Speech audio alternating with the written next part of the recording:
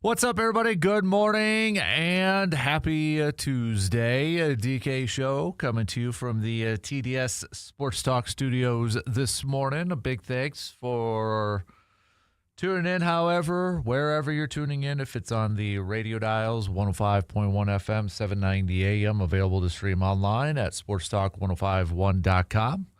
Got the Wisco Sports App. You got the YouTube video stream up and rolling. You just tell your Alexa devices to say, "Yo, Alexa, play a WAYY." See, got multiple different ways for you to be joining in with us here this morning. All right, what's on our game plan for us this morning? What's on our game plan for us this morning? We got lots to catch up on. We got lots of Packers stuff to catch up on. Yesterday, last night, early evening, however you want to term it, it officially became official. Jeff Hafley is the new head coach for the Miami Dolphins. Reported last night, and then the Dolphins making it official. Packers already removing Hafley off their website for the coaching roster. But probably no big surprise to anybody out there that Hafley getting a head coaching job. And obviously Miami became one to watch after the Miami Dolphins hired John Eric Sullivan, Packers front office person, Brian Gutekunst's right-hand man for their general manager spot. So kind of could connect some dots there. But nonetheless, the Packers will be looking for another defensive coordinator. So I've got I got a list of names, not just the top 5 that I posted in a video yesterday, but I've got a list of double-digit names to kind of throw out there as possibilities, and there's probably going to be more than this. Now, I don't know if LaFleur is going to be interviewing every single one of these, or if every single one of these coordinators is a possibility, but I just wanted to throw out a list of names out there to kind of, just give you a little bit of a heads up in case you see some of these names. One of them's already been reported out there that is going to be getting an interview, and that is Christian Parker, the secondary coach, defensive backs coach, pass game coordinator on the defensive side for the Philadelphia Eagles. And if you remember a couple of years ago, he did interview for the defensive coordinator position for Green Bay. That went to Jeff Hafley, but a couple more years now working under Vic Fangio.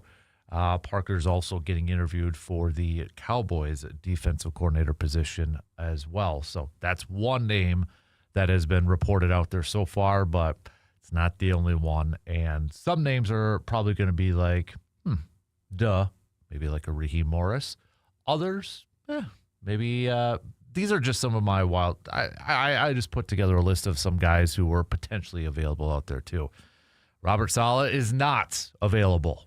Okay, I know a couple of you have already said Robert Saleh. No, because he is the new head coach for the Tennessee Titans. So that is not on the table. He is going to Tennessee.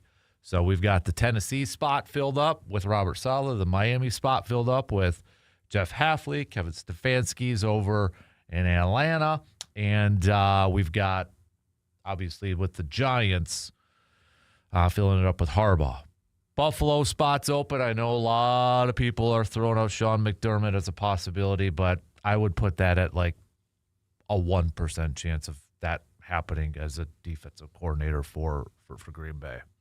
1% chance, and maybe even lower than that. So, but if you got a name, and I know everybody's going to throw Jimmy Leonard out there. I know. Former Badger, get that, understand that. So we'll see if that's a possibility. But if Vance Joseph gets a head coaching job elsewhere, Jimmy Leonard's probably going to be the logical, promotion there.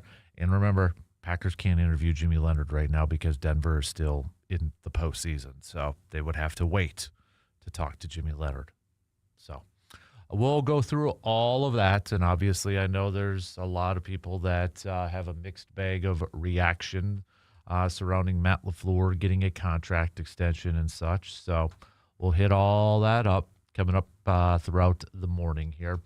Also on the docket, we'll talk some hoops with the Milwaukee Bucks picking up a win yesterday, but also yesterday, Giannis getting selected to the All-Star team. So, 10th time, 10th in a row. So, we'll talk a little hoops with the Bucks picking up a win yesterday as we are now inching closer and closer and closer to the NBA trade deadline.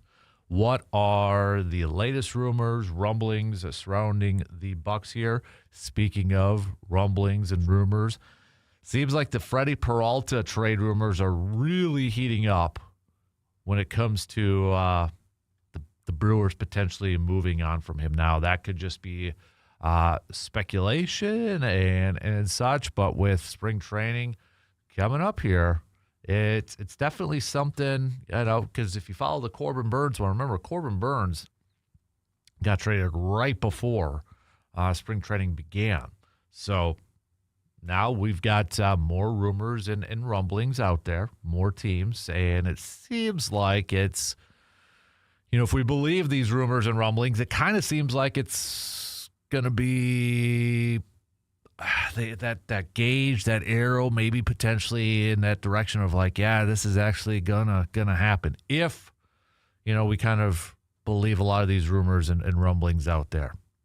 But maybe it's just more talk. Maybe there's not a lot of fire where there is some smoke. We'll see. But we did put up a Post Glass and Mirror 715 Speaks poll question last night on the Sports Talk 105.1 Facebook page. And wide majority of you believe, 80% of you believe that Peralta will be traded before spring training. So 80% of you believe that, at least 80% of you that voted believe that Freddie Peralta will be traded before spring training. So we'll throw some baseball talk in there too, shall we? We'll do a little bit of that. What else do we got on the docket? It is a Tuesday, which means it's an ASAP Used Auto Parts Grind My Gears Tuesday. So what is grinding your gears? You can let us know. Get it off your chest. It is also the Hy-Vee Game Changer. So who is the game changer? What was the game changer in the last week or so? You could pick any game. Doesn't have to be the best play. Doesn't have to be the best player. Could just be maybe a play that's not getting a lot of attention, but definitely a big-time game-changing play. Obviously, last night, too, the college football season officially in the books. Indiana completing the undefeated season. They are your national champions. And I don't think I'm the only one saying this, but never thought I'd see the day that Indiana football would become a national champion, let alone an undefeated 16-0 season. 16-0. Indiana, national champs. If Indiana can do it, anybody can do it. As long as they get maybe a lot of cash from some donors, like if everybody had a Mark Cuban. Let's be real. That did help. I don't want to take anything away, though, because Indiana and Kurt Cignetti, the job that they did was absolutely fantastic. So I'm just, I know it's a Big Ten opponent, and it kind of goes against my rule of cheering against a conference division opponent and such, but Indiana, it's still going to be weird to say Indiana is your national champs when it comes to football. I'm as glad it's not Georgia again, Alabama, Ohio State. It's something different. So we'll talk more about that and some college hoops, Badger stuff with RJ Cardinal coming up at about 8:20 this morning, so a little over 2 hours from now. So speaking of college hoops, Marquette's picking up an overtime victory yesterday against Providence. So Badger basketball, men's basketball will be back in action coming up on Thursday when they take on Penn State. So that's your game plan. That's your breakfast menu for this morning. So let's pitter-patter. Let's get at her, shall we? We'll open it up, talking some football.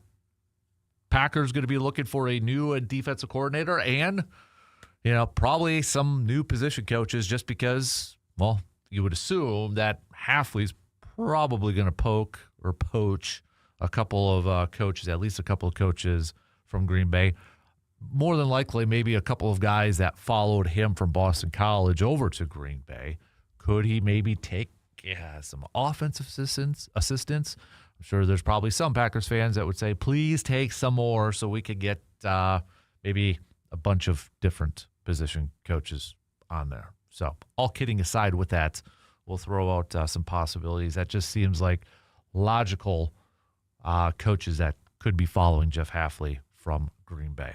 And I'll go through a list of potential candidates. I compiled a double-digit number of potential coaches here that maybe new defensive coordinators for the Pack. If you could have one, you gotta choose just one. Realistic too, okay?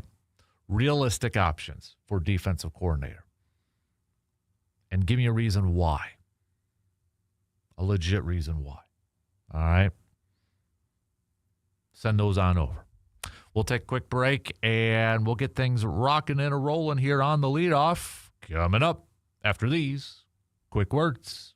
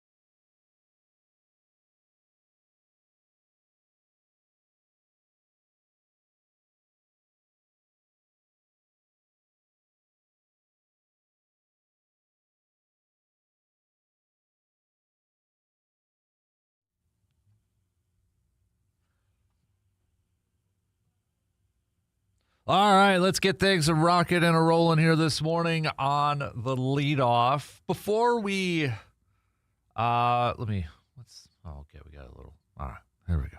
All right, before we get into defensive coordinator lists, names and such, and you can send me give me one, got to have one. Just narrow it down to one. I'm going to force you to pick one. You give me more than one, I'm not going to read your message because I want you to give me one name. One name. Who's number one on your list of a realistic option out there, okay? So before we get to that, I know I wasn't in yesterday. So over the weekend, Matt LaFleur reported. So funny story, I was watching some hoops.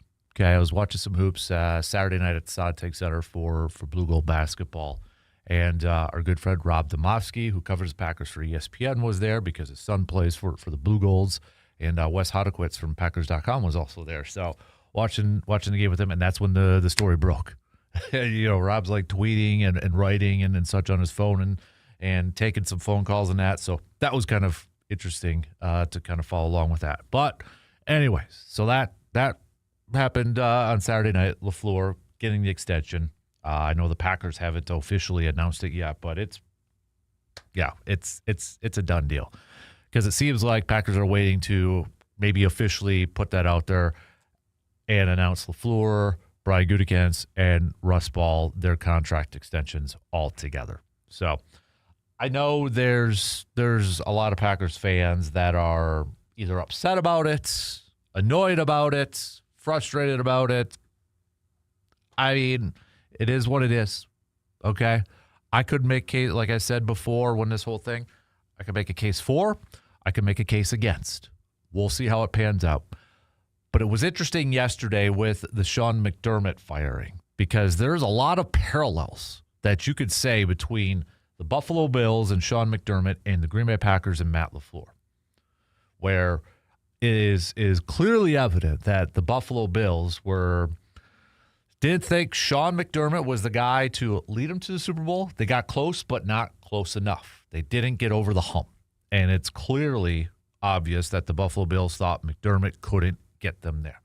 And I know there's a lot of Packers fans pointing to what the Bills did and wanted that to happen for the Packers. And I can't argue with you with your parallels, with your comparisons, because there's a lot of similarities to it. I can't argue with that. It may be a little bit of a risk for Buffalo to move on from Sean McDermott. We'll see who they bring in. We'll see who they hire. But it definitely, you look at that and like, man, you got Green Bay keeping their head coach for a few years, signing him to an extension. Buffalo's like, not good enough. Now, I don't know if this was part of the decision when it came to Buffalo and that, but it's like, do they look at how the AFC playoffs, who made the AFC playoffs this year, and they're like, if we can't make it this year, we can't get to Super Bowl this year. Is it going to happen with the current regime? Because you didn't have the Chiefs in. And that's been their bugaboo. They didn't have the Baltimore Ravens in. And then you look at New England won the division. So I don't know if that's where, you factor all of that. And obviously we saw what happened in that Denver playoff game and that. But I don't know if that was a little bit of a frustration point with ownership in that. It's like, okay, Chiefs didn't make it. Ravens didn't make it. And we still lose a division. And the Patriots look like they're going to be back. And it looks like the Patriots right now are probably going to go back to the Super Bowl. Sorry, no offense, Denver, but with no Bo Nix, I don't have a whole lot of confidence in Jared Stidham. But that being said, I completely understand where there are some Packers fans saying, look at what Buffalo did. That's what Green Bay did, because there's a lot of parallels to it. There's a ton. So I do think, though, this is LaFleur's final contract with Green Bay if he doesn't get to the Super Bowl in the next couple years. He has got to at least get to a Super Bowl, because you look at the coaches that have been a head coach for the same amount of time, like the longest tenured coaches right now with their current teams right now. You got Kyle Shanahan, you've got Andy Reid, you've got Sean McVay, and Zach Taylor even with Cincinnati has been there same amount of time as LaFleur. They have all been to at least a Super Bowl. Shanahan's been to a couple, hasn't won. McVay's been to a couple, has won one. Obviously, we know about Andy Reid. Zach Taylor's gone to a Super Bowl, lost to Sean McVay. So even though he's got that extension and it's not a what's being reported out there is a prove it type of deal, which I'm okay with because I also think this would help attract potential new coordinators and new position coaches. They don't want to maybe go to Green Bay for just 1 year, essentially. But I do think that if LaFleur does not lead Green Bay to at least a Super Bowl appearance in the next couple of years, then he's out. And I probably would agree with it. Because you look at the other coaches with the same, amount of, longest tenured coaches, and LaFleur is now up there. Those guys have at least been to a Super Bowl. Green Bay's got to get to a Super Bowl. So if he doesn't in the next couple of years, I think he's out. And I probably would agree with it, not knowing what the reasons potentially could be that they didn't get there and such. But it's going to be really interesting to see what he does with his coaching staff now, which is going to the big decision now is defensive coordinator. Where is he going to go? Who is he going to bring in? We've got one report already that he's bringing in Christian Parker for an interview. Christian Parker interviewed for that position, for that same position with Green Bay a couple years ago when they decided to hire Jeff Hafley. Now, Christian Parker is currently with the Philadelphia Eagles. He is their passing game coordinator and defensive backs coach for the Philadelphia Eagles. Before that, he spent some time with the Denver Broncos as their defensive backs coach. And he spent some time with Green Bay. He was actually a part of Matt LaFleur's original staff as a defensive quality control coach. Before that, he had spent some time at the college level. But he is a Vic Fangio disciple, if you will. Obviously spending time with Vic Fangio over in Denver as their defensive backs coach, then going to Philadelphia, becoming their passing game coordinator and such. And you look at, it's like, okay, look at the defensive backs that he's worked with and helped develop. Patrick Surtain. Look at what he has done with Philadelphia, especially with Cooper DeJean and such. What's one of the biggest weaknesses on this Packers defense? Maybe looking at secondary outside of Xavier McKinney and Evan Williams and Javon Bullard, but definitely their corners. That's a possibility. He is a rising stock. He is interviewing for the Cowboys defensive coordinator position.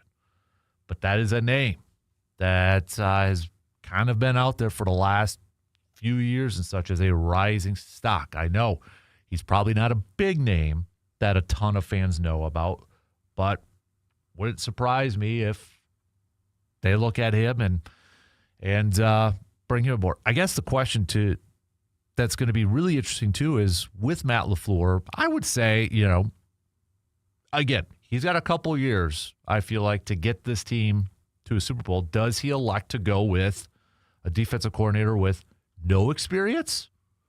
Or does he bring in an experienced defensive coordinator? Which way does he go? That, to me, is going to be kind of an interesting one. If he does go with the experience route, I would imagine that Raheem Morris is probably going to be at the top or near the top of his list.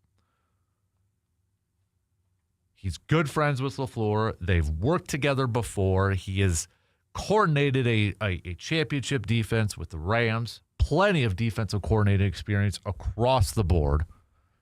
That would seem like the most. If you asked a lot of people, I don't know if there's betting odds for this thing, but if you asked a lot of people, okay, who's going to be the next defensive coordinator for the Packers? It's probably going to be Raheem Morris as, I would say, odds-on favorite, because you kind of connect a lot of dots, right? You connect a ton of dots there. And let's just throw it out there. Jimmy Leonhard. Jimmy Leonhard, who interviewed with Green Bay before and turned it down reportedly to return to Wisconsin. He is now with Denver, working on the defense there. It's a possibility. I know Leonhard was doing some interviews with the Jets, I believe was one he did. Cowboys reportedly were interested in. Right now, wow. But right now, you can't talk to him. You can't interview him because Denver is still in the postseason. So can you be a little bit patient with that? Obviously, you look at that, and that's going to be a fan favorite. You change his name to Bob Williams from Notre Dame. Is he probably getting as much attention from Packers fans? Probably not. So obviously there is, and that's not to dismiss how good of a coach Jimmy Leonhard is. It's not. But it's obviously a name that every Packers fan, every Wisconsin sports fan knows. And he's got a good resume. He's got a solid resume. Be curious if Matt LaFleur, even though that Jimmy turned him down a few years ago, reportedly, would he make that call again? You throw this couple of these names, I think, would be big wild cards, and odds probably not happening. I'd go Brian Flores is his name. He's a free agent. Okay, he's a free agent defensive coordinator right now. He's probably still looking for head coach opportunities. He's a favorite for the Steelers opening. But if the Steelers don't hire him, is he looking at these other options and such and saying, maybe I'll wait another year and getting back in the cycle? Buffalo would be an intriguing one, too. Buffalo has got to be, I would imagine, a top-tier destination. It's curious. Like, I would love to know Stefanski and Harbaugh with Buffalo opening up. Do they I mean, Harbaugh's getting, $20 million per year, so he's probably not regretting a whole lot there. But still, I mean, talent-wise, come on now. But Brian Flores would be kind of fun. I would think that would be short-lived. But maybe in the other case, too, is if he can't get a job in this cycle where there was 10 openings, maybe he won't. I don't know. But that would be an interesting one to just go across the border, a proven defensive coordinator commodity. Jim Schwartz, right now with Cleveland, Cleveland would have to release him from his contract and such. A lot will depend on who the new head coach is going to be over there. Heck, Jim Schwartz could be the new head coach for Cleveland. But wouldn't that be a fun one? Former Detroit Lions head coach coming over. Look at what he has done with Myles Garrett and such, with all the talk about Micah Parsons and, if that's a goal and such. Having now Jim Schwartz as his defensive coordinator, I'd be all about that. That you want to talk about intensity and bringing a little bit of juice, an emotional juice. That's Jim Schwartz. That is 100% Jim Schwartz. I put the odds on that one happening pretty small, like a Brian Flores, but I would at least consider it as a possibility. Another one that's probably, I'd be curious to see if this one, because Matt LaFleur a few years ago did sing the praises of him going up against him when the Packers were preparing going up against the Giants. Wink Martindale, defensive coordinator for the University of Michigan, probably know him more during his time with the Baltimore Ravens. But if Matt LaFleur wanted to bring in a veteran defensive coordinator, that I don't know if there's going to be any more potential head coaching opportunities for him, but a veteran guy, come in an aggressive style of defense, likes to blitz a lot. Would that be a possibility? You bring in a veteran guy that just controls. You don't have to worry about, him kind of taking over the defensive such. That would be a name potentially out there too. Some other names that have defensive coordinating experience that did interview with Green Bay a couple of years ago that potentially could be available right now. The Buffalo Bills defensive coordinator, Bobby Babich. He interviewed with Green Bay. He ended up going to Buffalo. Zach Orr interviewed with Green Bay, defensive coordinator with the Baltimore Ravens. Denard Wilson, Titans defensive coordinator, interviewed with Green Bay a couple years ago as well. Those are teams that will have new head coaches. Depending on if those new head coaches decide to keep them or maybe those coordinators want to move on, Green Bay has interviewed them in the past. So you would wonder if that's going to be possibilities as well. Maybe I don't think this one would get too many people excited, but I guess you kind of look at connections and dots. Gus Bradley right now is with the 49ers as an assistant head coach. Longtime defensive coordinator in the league, head coach, former head coach and such. Would that be a possibility? Maybe, but just because he worked under Robert Saleh. So you look at connecting dots, right? Connections and such. I don't know if that would be one, but I guess never say never. Matt Eberflus is probably going to be mentioned with that. I hope that one doesn't happen, but I had to throw that one in there. I wouldn't be on board with that one, to be honest. But he's a former defensive coordinator, former head coach. He's available right now. We'll see. I'd throw in Joe Witt Jr., former defensive coordinator with Washington. Now, I'd be more open to him, I guess, coming back to Green Bay. Long-time position defensive backs coach for Green Bay. Charles Woodson sung the praises of him when he was with Green Bay, a long-time assistant under Mike McCarthy. Mike McCarthy brought him to Dallas under Dan Quinn. Dan Quinn took him to Washington to be his defensive coordinator. Dan Quinn, though, took over defensive play calls this past year. They moved on from him. That one I'd probably be more open to if it was like a position coach, but again, throw it out there as a possibility. I know Packers fans are going to be clamoring for Al Harris, who's currently with the Chicago Bears right now. And you look at Al Harris's coaching, background and the stops that he has made. He worked a little bit with Kansas City. Worked with Mike McCarthy in Dallas, defensive backs coach. Then obviously this year with the Chicago Bears as their defensive backs coach and defensive pass game coordinator. It's an impressive resume. But again, if it wasn't a Packer, a former Packer, how much attention would he probably be getting? I don't know. But if you look at the resume itself, yeah, he's got experience. Would that be an option? Would that be a potential option? And then you kind of look at some of the names that are currently on the team, on this Packers team. And I know this is probably going to be one that Packers fans do not want to see. And honestly, I'd probably agree with you. But you look at, is there anybody on their team that they could promote from within? You got DeMarcus Covington, who is getting defensive coordinator interviews, requests for interviews and such, former defensive coordinator with the New England Patriots. He is their current defensive line coach. I'm sure he'll get an interview just because it's kind of what you do. But also, Derek Ansley Jr. was a defensive coordinator with the Chargers. So those are just some of the names. I know Sean McDermott's going to be out there. I would be shocked beyond shocked if Sean McDermott settled for a defensive coordinator position for this year.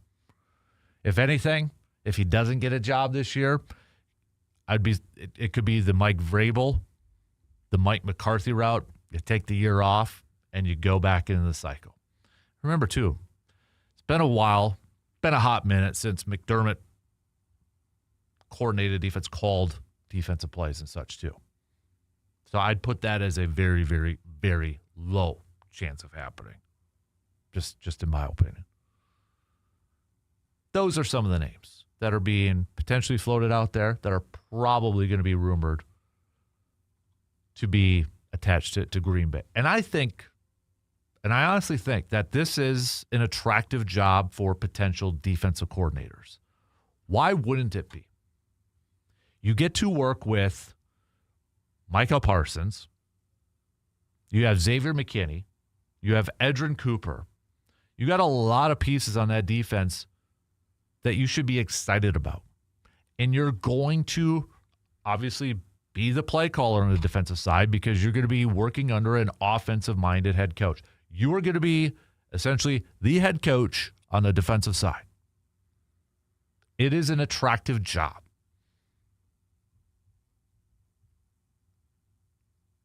But I think the big question here for Matt LaFleur is, does he want to bring in an experienced coordinator?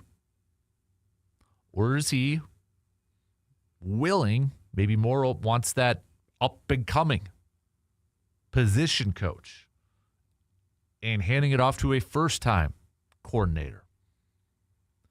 This will be the fourth defensive coordinator under Matt LaFleur. When he got hired, Mike Pettin remained on staff, experienced defensive coordinator. After Mike Pettin, Joe Barry, called plays before. Jeff Hafley, former head coach at the college level, but, then first-time defensive coordinator at the NFL, but had that head coaching experience. So you kind of look at that trend. Maybe he leans that way a little bit more to a more experienced coach.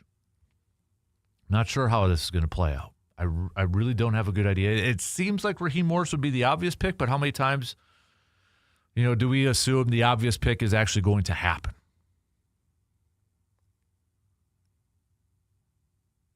Definitely going to be interesting to follow, and I think a lot of Packers fans are going to be very curious and going to be following this hire very close.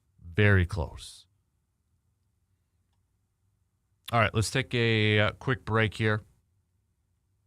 Who do you want, though? Who do you want to see the Packers? Who do you want to see Matt LaFleur bring in as defensive coordinator? Got to pick one. Just one. We'll take a quick break. We'll be back with more coming up after these quick words.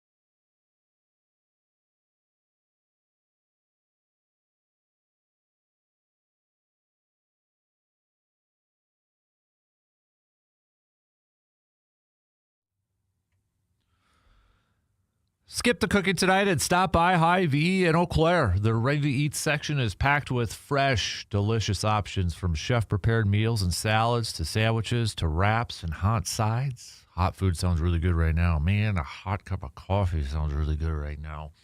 It's fast, it's convenient, it's perfect for lunch, dinner, or even a quick snack on the go. Grab exactly what you want, when you want it, and enjoy a meal that is ready in minutes.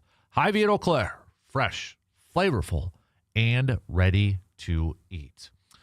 Couple of, another thing too with Hafley going to the Miami Dolphins, you're probably going to assume that's going to be some coaches going over to follow him. On the defensive side, if you look at it, there's probably a couple names that are going to be obvious picks, I would imagine. Vince Ogobasi, their assistant defensive line coach, he followed Jeff Hafley from Boston College.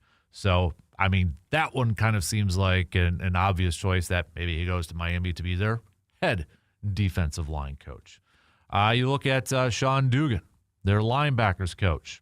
He, again, followed Jeff Hafley over to Green Bay from Boston College, then took over I believe the assistant linebackers coach. Yeah, assistant linebackers coach, or was a defensive assistant in 2024, but then promoted to linebackers coach after Anthony Campanelli had left to take over the defensive coordinator job with the Jacksonville Jaguars. So, it kind of seems like those two guys are obvious picks to go follow Hafley to Miami and such. So probably at least a couple of position coaches that LaFleur and whoever the new defensive coordinator is going to be will have to fill in the defensive side. I think the interesting part is going to be, will Hafley take any offensive coaches with him? And now, all jokes aside, I get it that there's probably a lot of Packers fans that are going to sit there and say, please take a lot of them so we can have new ones. I don't know if he will. I don't know if he will. Will he take a Luke Getsy, who's a senior assistant who has offensive coordinating experience? Will he take Connor Lewis, their pass game specialist and such? Sean Mannion? I have no idea. Adam Stenovich to go call play. I don't know. But whoever is Hafley's offensive coordinator, we know is going to call plays. So that'll be attractive for potential offensive coordinators because, they're going to be going to a team that you're going to be the main play caller. Now, there's going to be questions surrounding who's going to be your quarterback and such, but I really don't know if he will take any offensive coaches with him. That remains to be seen. But it probably is more likely that he's going to take at least a couple defensive coaches with him, especially the ones that followed him from Boston College. We got a couple picks. Jeremy says, I would absolutely love to see Brian Flores. Not only do you get an elite defensive coach, you weaken division rival. C-Bomb is going with Al Harris. If you got to pick one potential defensive coordinator, a realistic option for Green Bay, who would that be? Who would that be? All right. Let me know. And if you want, I know it was a few days ago, but if you want to give me some final thoughts on Matt LaFleur getting that extension with Green Bay, you can send those on over too. So, all right. I went a little long in the previous segment, so got to take a quick break before we wrap up the first hour. So we're going to do that. We'll be right back in just a couple minutes.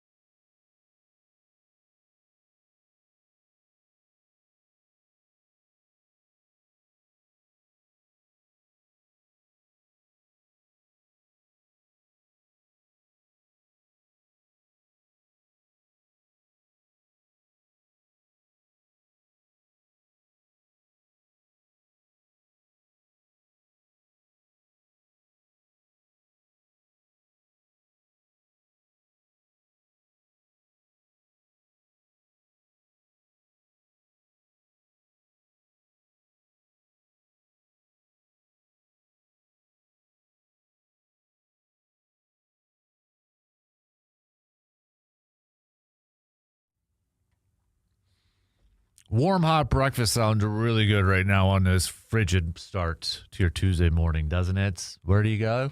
Go visit our good friends, the VFW Post 305, located on Star Avenue in Eau Claire. Whether it is a place you're looking to grab a place or grab something to eat, maybe catch some live music. Lots of events that are always happening at the VFW Post 305. From classic comfort food and weekly specials to affordable beverages and a welcoming atmosphere, it's a local spot where everyone feels at home.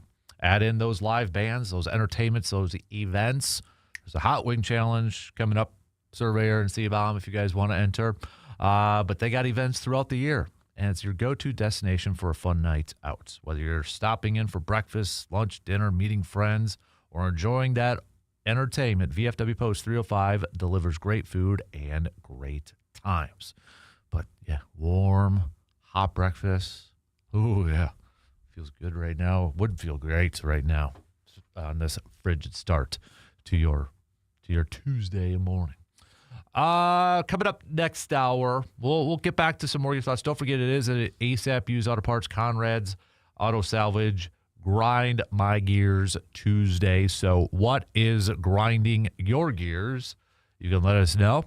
All right, get it off your chest here. Also, it is the Hy-Vee game changer of the week. So for the past week or so, who or what was your game changer? All right, it could be a player, it could be a play. Doesn't have to be the top one. Doesn't have to be a top 10 play or anything like that. But maybe it's kind of want to really focus on the player or the plays that maybe didn't get a lot of the attention or a lot of the love. All right, kind of highlighting some of that. So if you got any, think about it for a little bit. Let me know. Okay. Also want to talk some hoops coming up here. With the Bucks picking up a win, the latest rumblings and rumors surrounding the Bucks, whether they're going to make a trade or not.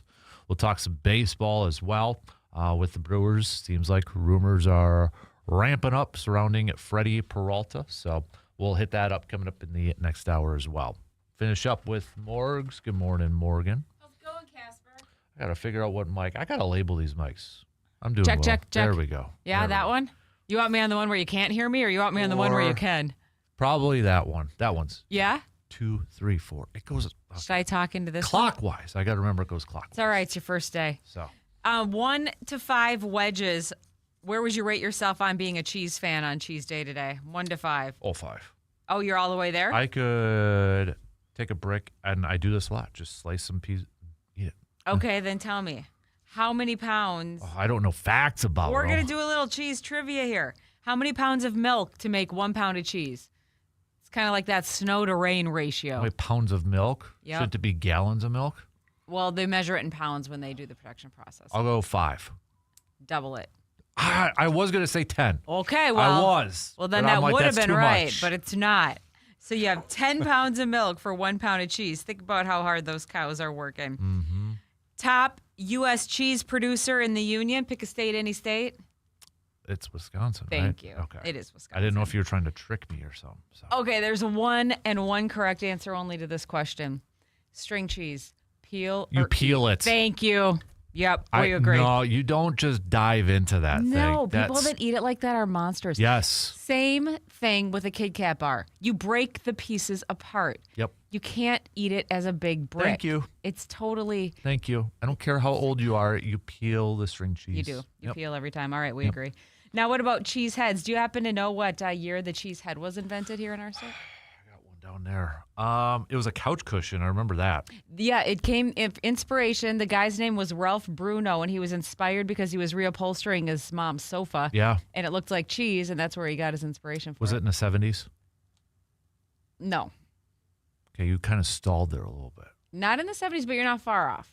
80s? Yes, the Okay. decade that give us everything cheesy. Okay. The 80s. 1987, as a matter of fact. So, all right. So that's the year. Okay. Now, if you had a cheese tray in front of you, you were doing like a man cave charcuterie Yeah. board.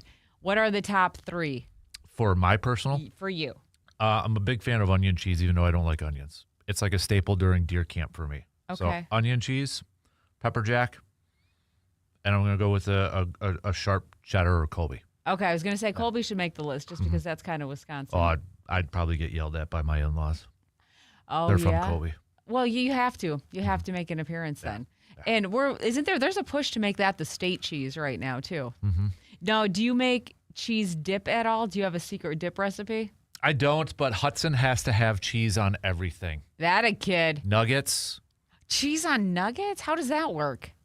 Nacho cheese. Like a dip? Yeah. Really? Yep. So not a ketchup, not a ranch kid, a nacho cheese He's kid? getting into ranch. What about fries?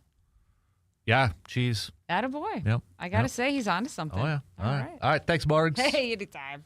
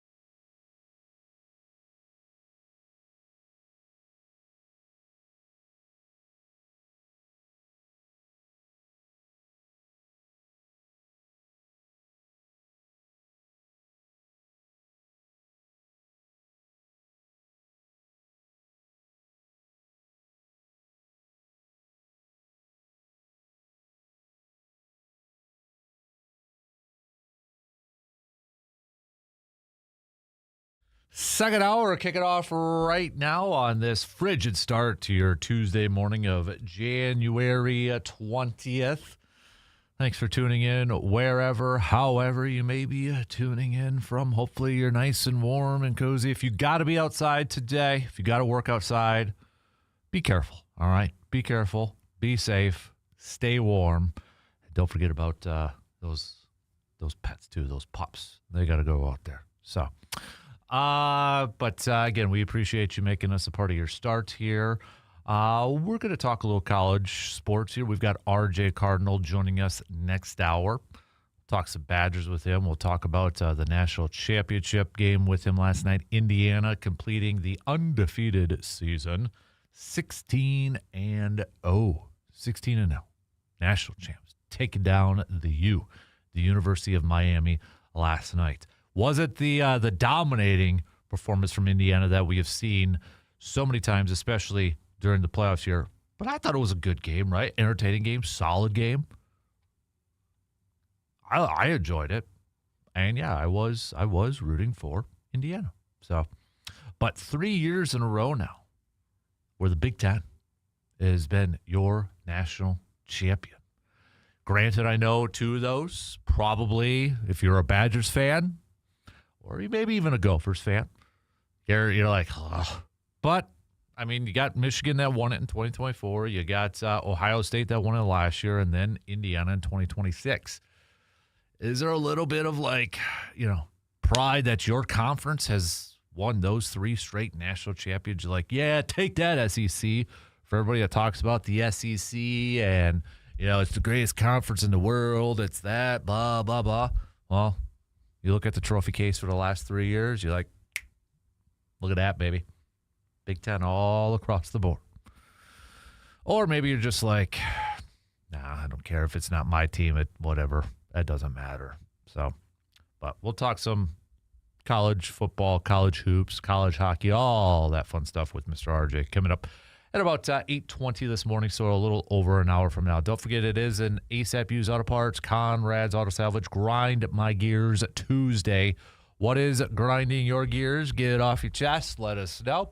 Also, the Hy-Vee game changer for the past week. Who was the player? What was the play that you thought was a game-changing play? Game-changing, maybe performance. All right. Let us know. Hit us up with those, too. All right. Baseball-wise, we're going to know who's going to be in the Hall of Fame tonight. We're going to see if there's going to be somebody that's joining Jeff Kent in the latest Hall of Fame class. Will Andrew Jones get there? Will Carlos Beltran be in there? Will there be anybody else potentially joining Kent for this class? It seems like Carlos Beltran is going to make it. I would say Jones is very, very close. I'm kind of curious then about that. I know Brandon and I kind of did a we did a podcast on it last Friday. And we're going to find out if any of those players that we kind of picked or highlighted are going to make it. But as Brandon noted too, you look at next year, it's not that great either. So, but yeah, it kind of looks like Carlos Beltran is I hate to say lock, because as we've seen with Hall of Fame voting in Major League Baseball before, nothing really is a lock, but it sure seems like he's going to get in there. And you look at Jones, and the thing is with, again, Baseball Hall of Fame, you've got the voters out there that release their ballots, so there is a tracker that kind of does that, but then you kind of, people who don't release their ballots, it kind of brings those numbers down, because right now on the tracker, it looks like Jones is at about an 83%. You need 75% to get in. But again, historically, that tracker, a player's vote percentage, is often greater than the actual tally. Because I was reading a little bit from MLB.com earlier this morning. For example, Beltran's final percentage in the tracker last year was 80.5%, which was 5.5% over the mark that he needed. But he ended up at 70.3. You're talking 10% fewer. So will Jones be that same way, or will he get in there? It's going to be tight. It's going to be close. It's going to be close. So we got that coming at you tonight. We'll find out who is getting into the hall. But sticking with baseball here for just a couple minutes, it sure seems like the Freddie Peralta noise, rumors, however you want to phrase it, of him getting traded is getting louder. It's getting hotter. It's getting talked about more.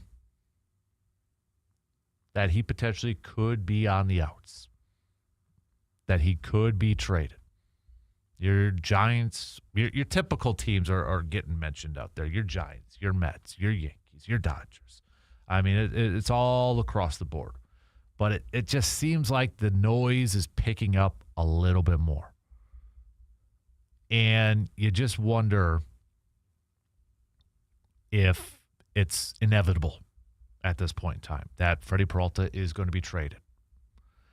And again, we put that as a poll question. on our Post Glass and Mirror 715 Speaks poll question on our Sports Talk 105.1 Facebook page. Do you believe that Freddie Peralta will be traded before spring training? And was even close so far. 80% of you, last I checked, 80% of you said, yeah, you think so. You believe he's going to be traded. And remember, that was the Corbin Birds right before spring training opened up. They shipped them off to Baltimore. Are the Brewers just waiting for that one team that's going to come in with a desperate offer? Where it's like it's that offer that you cannot refuse, that they can't turn down. It would stink. It would suck. But it's like, we can't say no to that. Man, if I had to pick, this is the, dare I say, poopy thing about this, trying to keep it clean. You're coming off of a 97-win season. Top spot in it, and it's just like, but we're talking about trading our best starter because we know we can't afford him after the year after. That's the frustrating thing as a fan. It's like, why? Why? 97 wins. Back-to-back division champs. And we're talking about trading our best starter. Because we know we can't afford him. I hate that. From a business side, okay, I understand it. But as a fan, I hate it. And this is the thing I hate about Major League Baseball right now, too. I can't stand it. I hope the Brewers, from my fan perspective, I hope the Brewers take the Willy Adames approach and don't trade him. Go into the season with Freddie Peralta. If you get to the trade deadline and it's obvious that you are not going to be a playoff contender this year, then you look at it. Yeah, you're probably not going to get a whole lot in return that you could have at the beginning of the season, but I feel like you're diminishing your chances of getting back to the postseason. And if the goal is to compete for a World Series, it takes a hit. Granted, I know you've got younger options waiting. You got, Miz, you've got Patrick, you got Logan Henderson, you got Robert Gasser, you got Brandon Woodruff coming back. You've got depth. Quinn Priester, I get it. I understand that. But it's not like Peralta is making some serious bank this year.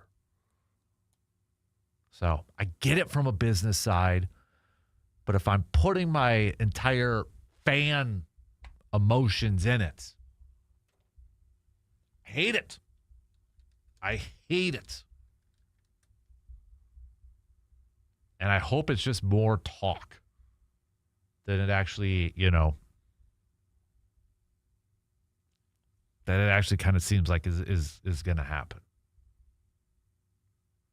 So we'll see with spring training starting up here in a few weeks.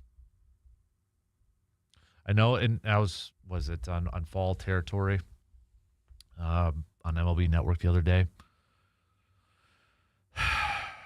Eric Kratz, former Brewer, I made this point. Do they just want to keep making the playoffs, or do they want to make the playoffs and try to win a World Series? The Brewers can't trade Freddie Peralta if they want to make a deep run in October, says Eric Kratz. Completely agree. Completely agree. All right, let's take a quick break. We'll talk a little hoops. Bucks picking up a win yesterday. Speaking of trades and rumors and such, what's the latest surrounding the Bucks, if anything? Anything new? Anything picking up? Trade deadline's coming up here in a couple weeks, beginning in February, beginning portion of February. Will there be anything? We'll hit that up. All-star starters announced yesterday. No surprise. Giannis making it 10th time for him. So, all right, we'll take a quick break. Be back with more coming up after these quick words.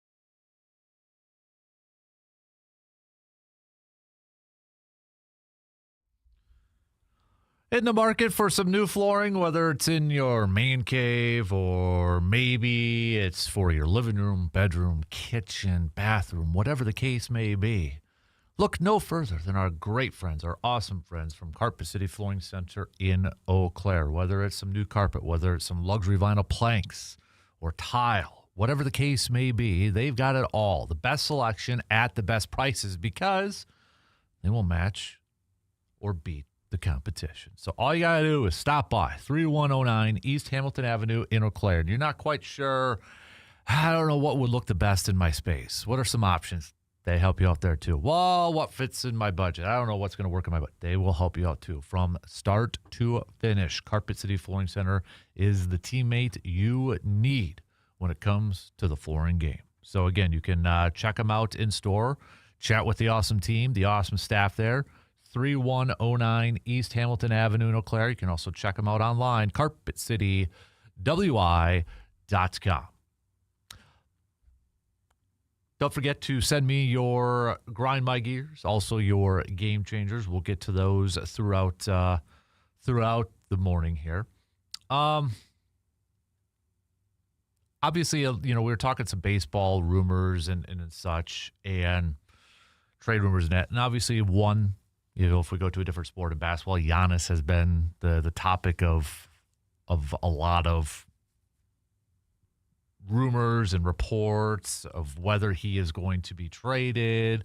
You got the NBA trade deadline coming up here and such. So everybody's got sources and looking at, are they doing, what Buck's going to try to get, Ja Morant or Zach LaVine and et cetera, et cetera, et cetera. So Rajon Rondo. So Rajon Rondo, former player in the league, but Rajon Rondo has worked a little bit as a guest coach for the Milwaukee Bucks, off and on. And he was just with Kevin Garnett on his podcast and talked about, Giannis and maybe the frustrations from Giannis. So Rajon said that, to me, we just haven't bought into everybody starting in their role consistently enough. I think that's the frustration part. Obviously, big fella missed a lot of games.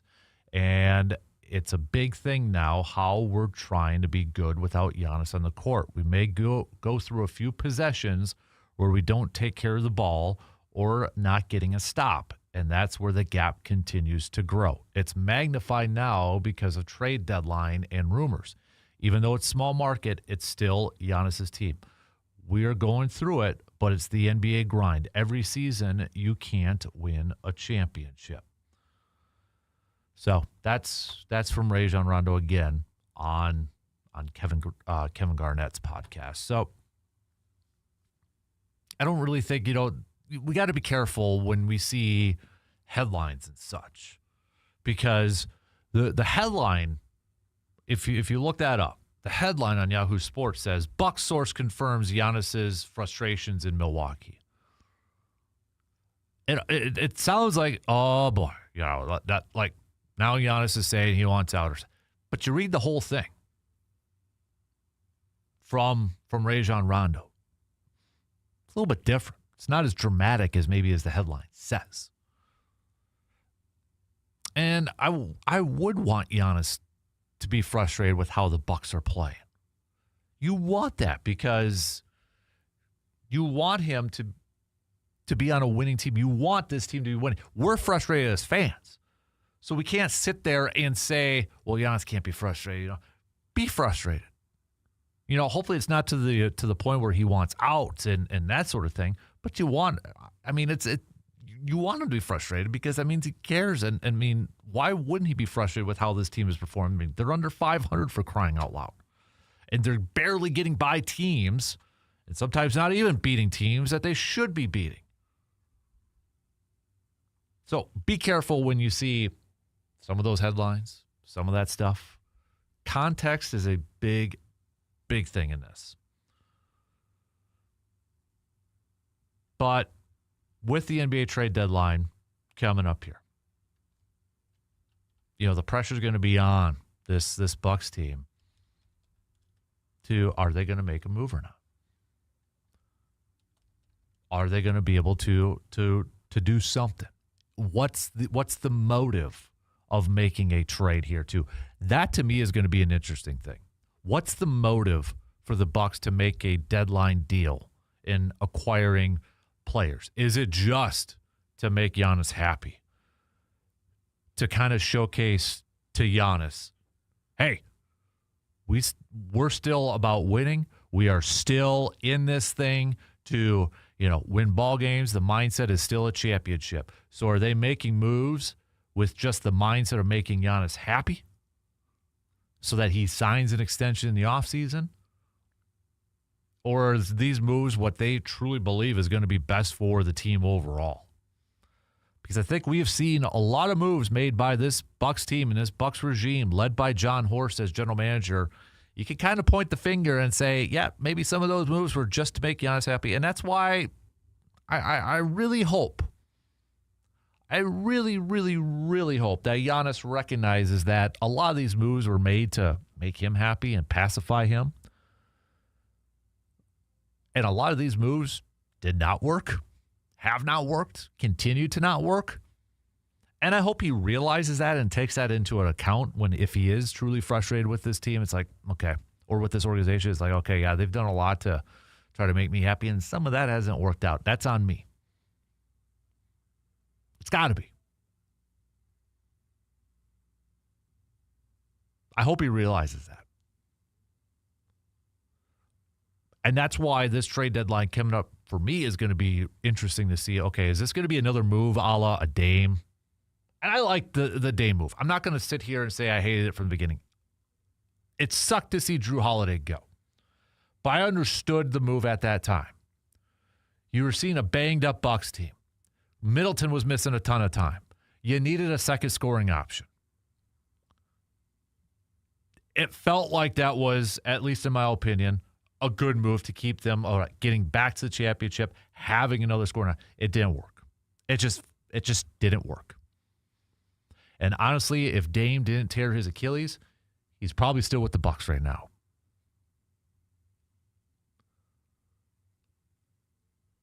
But if the Bucks do make a move, again, is it going to be a Drew Holiday type of move where you bring him in, you move on from Eric Bledsoe, but obviously that move worked amazing. It got you a championship. Or are they going to make a move to pair up Giannis with another talented player that it may not be the greatest fit, but it's a star player, and that's going to keep Giannis happy? One that, quote, moves the needle. February 5th is the deadline. It's January 20th. We're just a couple weeks away from this thing. I feel like the Bucks are going to make a move. I have no good gauge of what it's going to be. And I think now, another factor in this whole thing, with Jimmy Butler done for the year, torn ACL, how does Golden State approach the trade deadline? You look at Golden State. They're the A seed in the Western Conference right now. They're 6 games above 500. They're 25-19. You got Steph Curry, an aging veteran, too. There's a lot of similarities between Steph Curry with the Warriors and Giannis with the Bucks. Obviously, the Warriors with Steph Curry have won a lot more championships than the Bucks. But, you got a Warriors team that it's an aging team, and you still got Steph Curry on there. How much do they do to build around him or to keep adding players around him to still try to win more championships or another championship? But that one's going to be interesting to see with Butler out. Are they active in the trade market? Does that change the trade market to try to get another running mate for him on there? But, this Bucks team's a half game behind the Hawks for the final play-in spot. They're 18-24. They stink right now. They stink. Will one move, one trade completely change this team? I don't know. You got the John Morants that are being rumored out there, the Jonathan Kumingas from Golden State. That's going to be the interesting one now, where Jonathan Kuminga, he officially requested a trade back on January 15th. Now Jimmy Butler being out. Does that change a little bit? Michael Porter Jr. has been mentioned a lot as a possible Bucks target. Anthony Davis has been mentioned, but, I mean, he's out for a while. So, Zach LaVine, I mean, that guy has been talked about as a Bucks target for years now, it seems like. I think the Bucks are going to make a move. I don't have a good guess. I don't have a good gauge. I don't have a good, gut feeling on who it's going to be. All right, we'll take a quick break. Get back to some more football talk. If you're just joining us, we opened up the first hour talking some defensive coordinators and such. If you had to choose just one, I'm going to hold you to one defensive coordinator that you would like to see Green Bay go and get, who would that be? Just one name. Hit me up. All right, we'll take a quick break. We'll be back in just a few minutes.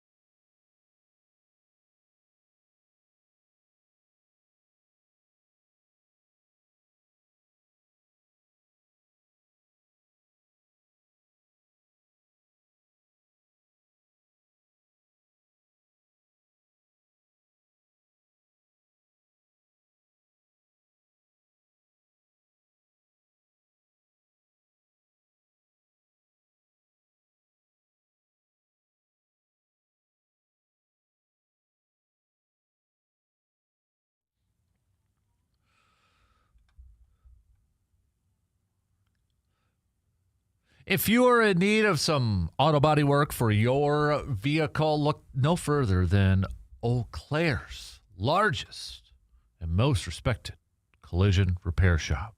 That's Superior Auto Body, our presenting sponsors for our Backyard Dreams program. They've been in business since 1971. They've been around for a while. They know what they're doing.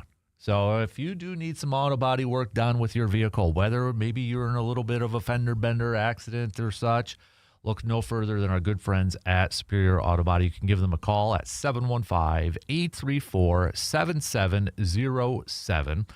You can also stop by and visit them, 301 North Farwell Street in Eau Claire.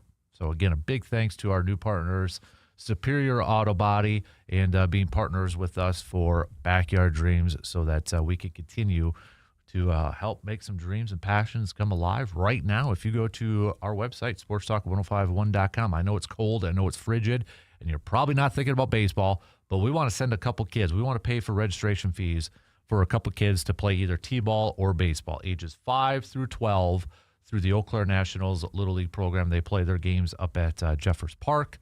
So if you know somebody, you want to nominate a child, maybe it's your child, maybe it's a family friend, or whatever the case may be, go to our website, sportstalk1051.com, click on that fan cave tab, scroll all the way down to the bottom. You'll see the icon there. Nominate that child.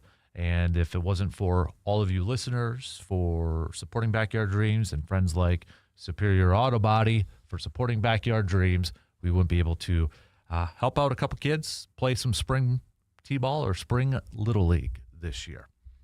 So I know before the break I asked, give me a defensive coordinator you want, and give me a reason why. Because I feel like, and I don't know if anybody, I have the texting line minimized right now. A lot of people are going to choose Jimmy Leonard, and I get it, but give me a reason why. Because I feel like some people are just going to say Jimmy Leonard because he's a Badger and he's from the area. He's a good coach. He's a really good coach, but give me a reason why. Outside of the fact that he's a Badger and a native. That's an easy pick. So I'm gonna put you on the spot and give me some analysis here. All right. I just saw this from Tom Pelissero. I know it's not Packers related, but it's former Packers related.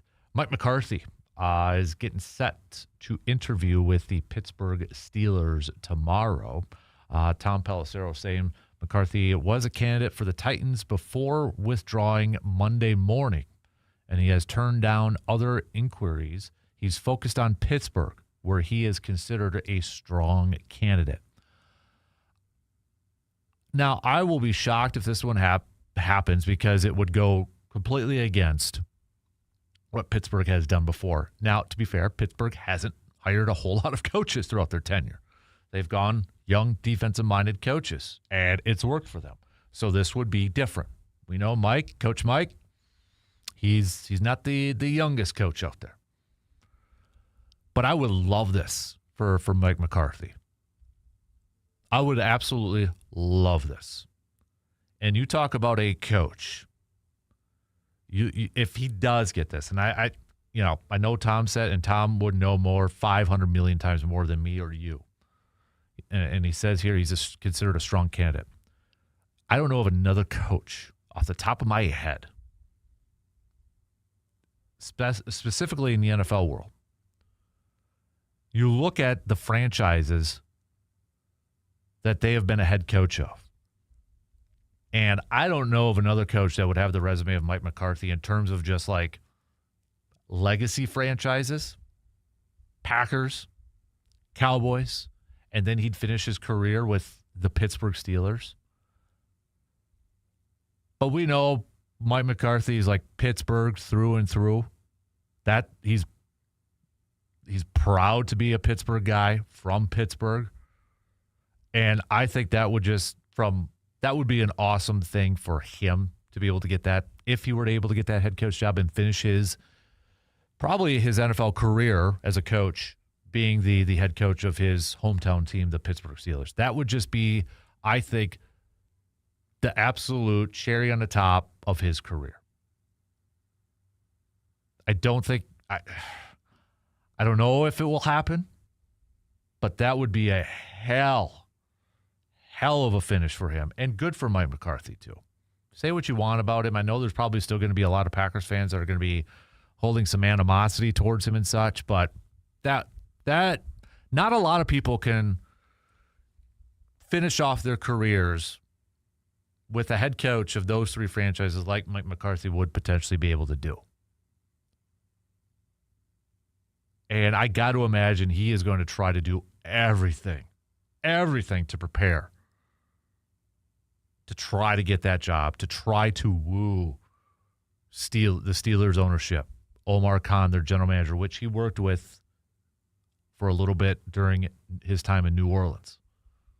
But man, I would imagine he's going to try to do that's got to be his dream job, to be head coach of the Steelers. And anybody who's probably tried to apply for their dream job or a job that they really wanted, you put a little extra preparation and oomph into that interview and such, and you tried to pull out all the stops to impress them.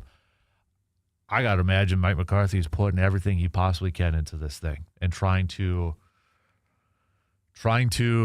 impress them so much, like maybe even have a defensive coordinator up his sleeve that's what they would be like, oh, okay, yeah, that's a good one, sort of thing. But that would be awesome.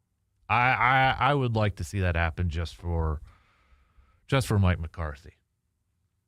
And it would definitely be interesting. Would that be something, though, too? Let's say Big Mike gets that job in Pittsburgh. What does Aaron Rodgers do? Does Aaron Rodgers all right, I'll come back for another year. Finish off my career with Big Mike in Pittsburgh. That would be a hell of a story. And I'm not one to cheer for another team, but if it doesn't affect Green Bay next year, I'd be cheering for Pittsburgh. Just to see those two finish up their careers. Aaron will probably finish it up before Mike McCarthy, obviously, but still. I mean, if you're Mike McCarthy, let's say you get that job, I'm on the phone with Aaron and saying, hey, give me one more year. One more year. And I think, if you're Pittsburgh, you try. I know this isn't the greatest quarterback draft, but you try to find that quarterback that you're comfortable with being the future starter. I don't know if they feel like that's Will Howard. But, do you try to bring somebody in and have them sit behind Aaron for another year? But if I'm Mike McCarthy, and somehow I get that job, my first phone call is to Aaron and say, hey, give me one more year. One more year, man. That'd be something. Man, that would be such a cool story. This is just a crazy beginning to. We're not even into the full-on offseason. We've got championship weekend, NFC, AFC championship weekend coming up. And with all the coaching and firings going on and primo jobs opened up, this has been a crazy start to this thing. I mean, Buffalo, Baltimore, and Pittsburgh jobs all open up. Primo jobs. You've got two teams with defending MVPs on her. Lamar Jackson, a two-time MVP. You get to be a head coach over there. Josh Allen, the defending MVP. Going to have a new coach over there too. Pittsburgh, you're talking about consistent success. One of the stable franchises. Great ownership group. 10 openings this year. My Lord. And you get championship weekend here this weekend too, which I'm not going to like what's going to come out of the AFC. I'm just going to say it. I'm not going to like it because I'm assuming New England's going to beat Denver with Jared Stidham. I hope I'm wrong, but even so, I really wanted Houston or Buffalo to win one of their games. I wanted one of those teams to represent the AFC. If I'm just the New England thing, it's like, come on, really? And then NFC side of things, yeah, I was definitely cheering for the Rams. 100% for the Rams. I mean, obviously going up against Chicago and such, but I want Tay to get a Super Bowl ring. I would like to see Davante Adams get a Super Bowl ring. I believe if Davante Adams gets a Super Bowl ring, that's going to add more to his resume to be a potential Pro Football Hall of Famer. I know it's really tough for receivers to get in these days. But I think if Davante gets a ring to add to his resume, I think Davante is going to be an eventual Pro Football Hall of Famer. And that's just going to be another name to put up on that Packers facade at Lambeau Field. Make room for Davante. Even though that ring will not have come during his time with Green Bay, he became elite and was an all-pro during his time in Green Bay. And that's another Hall of Famer to add to that facade. So I'm rooting for Davante. That's kind of where I'm at. But what Seattle did, and that's going to be tough. That's going to be really tough. Really tough to go to Seattle and win. All right. We'll take a quick break as we wrap up the second hour as we approach halftime already on this Tuesday morning. We'll be back in just a couple minutes.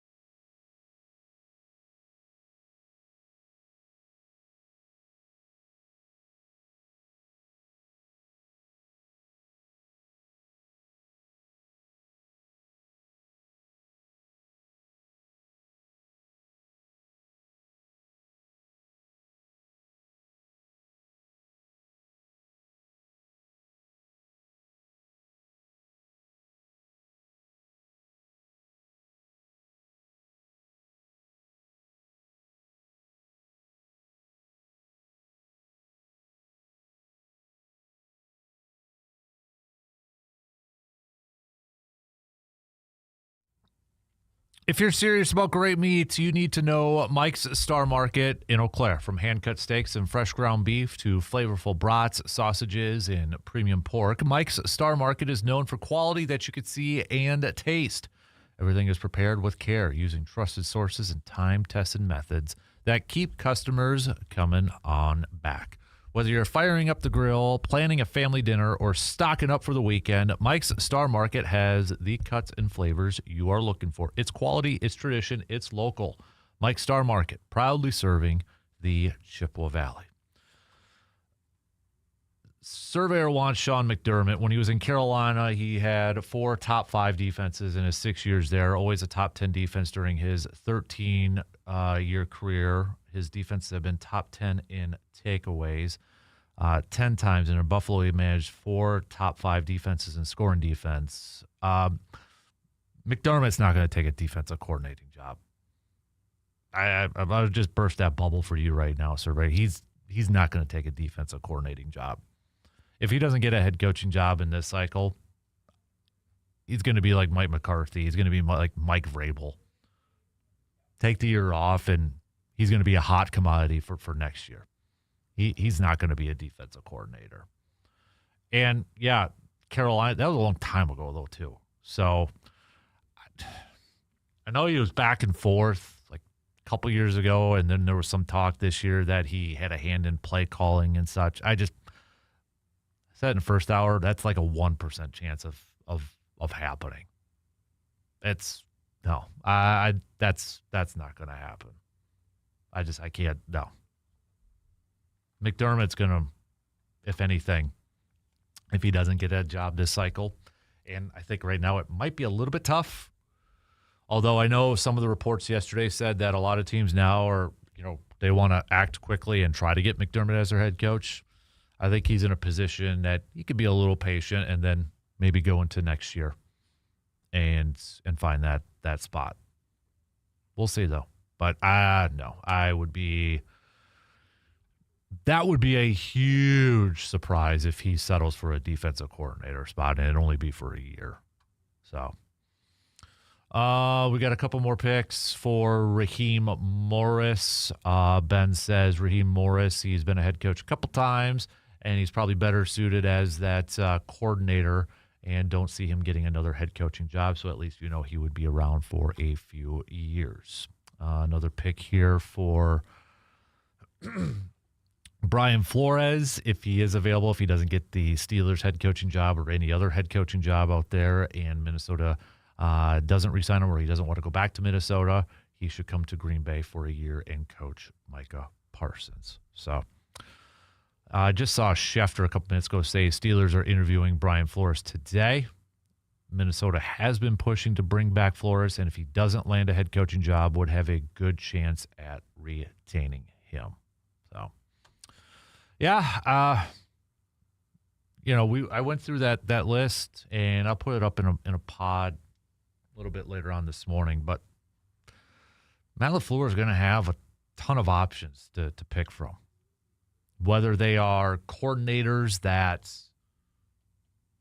are looking for new jobs because their head coaches were fired, but there's a lot of connections to Green Bay. I mean, I'll go through the list here again because a lot of these guys did interview with Green Bay in the last few years. Christian Parker, who is reportedly getting interviewed for the job, he's reportedly interviewing with Dallas right now for their defensive coordinator job. He started off his pro career in Green Bay in 2019. He was a part of Matt LaFleur's initial staff. Then went on to be defensive backs coach under Vic Fangio in Denver. Followed Vic Fangio to Philadelphia, where you look at it, he helped mold Patrick Surtain, Cooper DeJean, the secondary over in Philadelphia. He is a rising name. That's the first reported interview that I noticed yesterday. But, I mean, you got the Bills' defensive coordinator, Bobby Babich. He interviewed with Green Bay a couple years ago, too. He went to Buffalo. Zach Orr interviewed in Green Bay. Baltimore's defensive coordinator. Denard Wilson, he interviewed in Green Bay a couple years ago as well. Titans defensive coordinator. Will they get interviews again? Or, you've got Al Harris, Joe Witt Jr., a longtime Packers position coach. Under Mike McCarthy, though. But he did coach under Dan Quinn. Matt LaFleur also coached under Dan Quinn. Obviously, Raheem Morris. Obviously, Jimmy Leonard. You throw in a possibility of Jim Schwartz, which is probably very small, depending on what happens in Cleveland. Wink Martindale. LaFleur was singing his praises a couple years ago. You throw in an Al Harris. You throw in DeMarcus Covington, Derek Ansley Jr., which are currently on the staff for Green Bay, and probably a lot of Packers fans don't want to promote from within, which honestly I probably would agree with you at this point. I don't know what direction LaFleur goes. Does he go with a first-time defensive coordinator? Or does he try to bring in a veteran, a guy who is experienced at calling defensive plays? You know, he gets the job. Mike Pettine's already on staff. After that, you know, he interviewed Jim Leonard. Reports were that he offered it to Jim Leonard. Jim Leonard turned it down. Goes to Joe Brady. Or not Joe Brady. Joe Barry. And then obviously Jeff Hafley after that. So does he go with an experienced guy, a guy with head coaching experience or defensive coordinating experience? Or does he go with the first-timer, like an Al Harris? Or a Christian Parker? I'm curious to see, because I honestly feel like Sean McDermott, and I get it. I understand, and where Packers fans are kind of like drawing parallels to what Buffalo did, and a lot of fans who wanted to move on from LaFleur are looking at what Buffalo did. I honestly feel like if LaFleur doesn't get into a Super Bowl, at least in the next couple of years, this is his final contract, and he's going to be out. Because every other coach currently right now that is longer tenured or the same amount of years at service as Matt LaFleur is, they've at least been to a Super Bowl. That includes Zach Taylor with Cincinnati. Obviously Sean McVay. Obviously Kyle Shanahan. Obviously Andy Reid. All those coaches have been or have already won a Super Bowl. Matt LaFleur is the lone one that hasn't been to one. So even with this contract extension that he's got, I honestly feel like if he doesn't get one in the next, at least get to a Super Bowl in the next couple of years, he might be on the way out. A la what we saw with Buffalo and Sean McDermott. Halftime. 2 hours in. We got 2 more to go. Coming up in about 20 minutes, we're going to talk some college football, college hoops, college hockey with Mr. RJ Cardinal.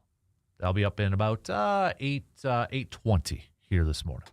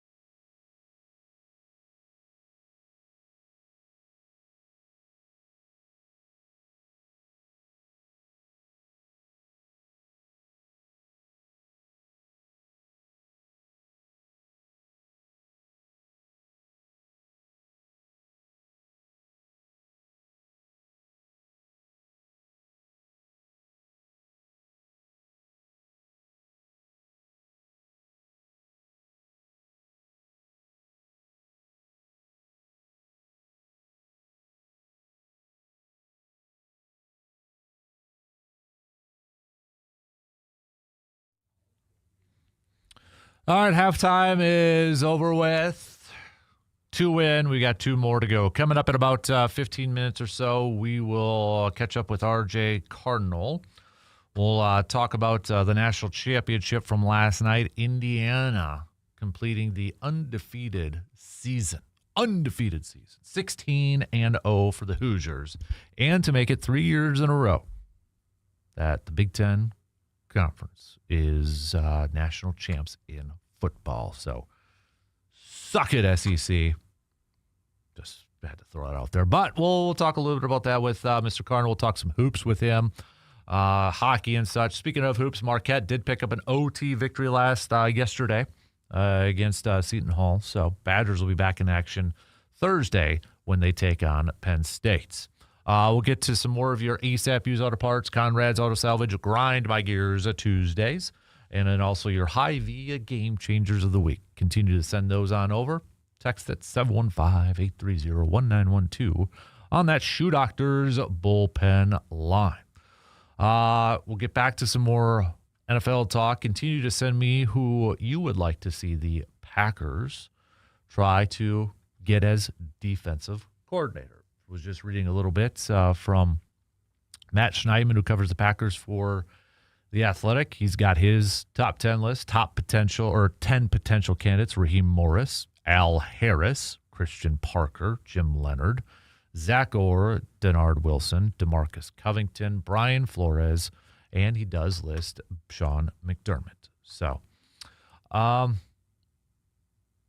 also, it kind of looks like it's a Sean McDermott / Bobby Babbitt kind of combo there too. So, which again, Bobby interviewed a couple years ago for the spot. It seems like Raheem Morris is the odds-on favorites with this thing. Just reading a little bit from Schneidman here. The Falcons fired Morris after just 2 seasons. Morris previously coached under Sean McVay as the Rams defensive coordinator from 2021 to 2023 and won a Super Bowl in his first season. Morris and LaFleur have coached on the same staff for 4 seasons. In 2012 and 13, Morris was Washington's defensive backs coach. LaFleur was the quarterbacks coach in 2015 and 16. Morris was the Falcons' assistant head coach, defensive pass game coordinator, and wide receivers coach, while LaFleur served as the quarterbacks coach. LaFleur has called Morris, quote, one of his closest friends and, quote, my guy. So, I have no idea where this is going to go. I have no idea. No idea. But I feel like this week, when we talk about like other head coaches, it seems like Raheem Morris, I don't know if he's going to get another shot. His name has been really quiet as of late. Like really, really quiet. Initially, he was getting some head coaching interviews right away after Atlanta let him go, but we haven't really heard his name mentioned even for defensive coordinator spots.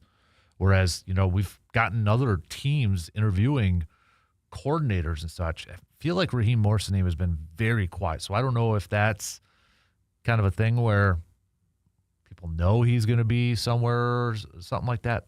I don't know. But I feel like this week, too, we're going to start to see a little bit more of these openings getting filled up.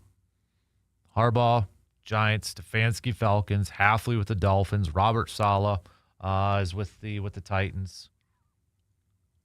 I think now this week we're going to get a few more filled up there too. So,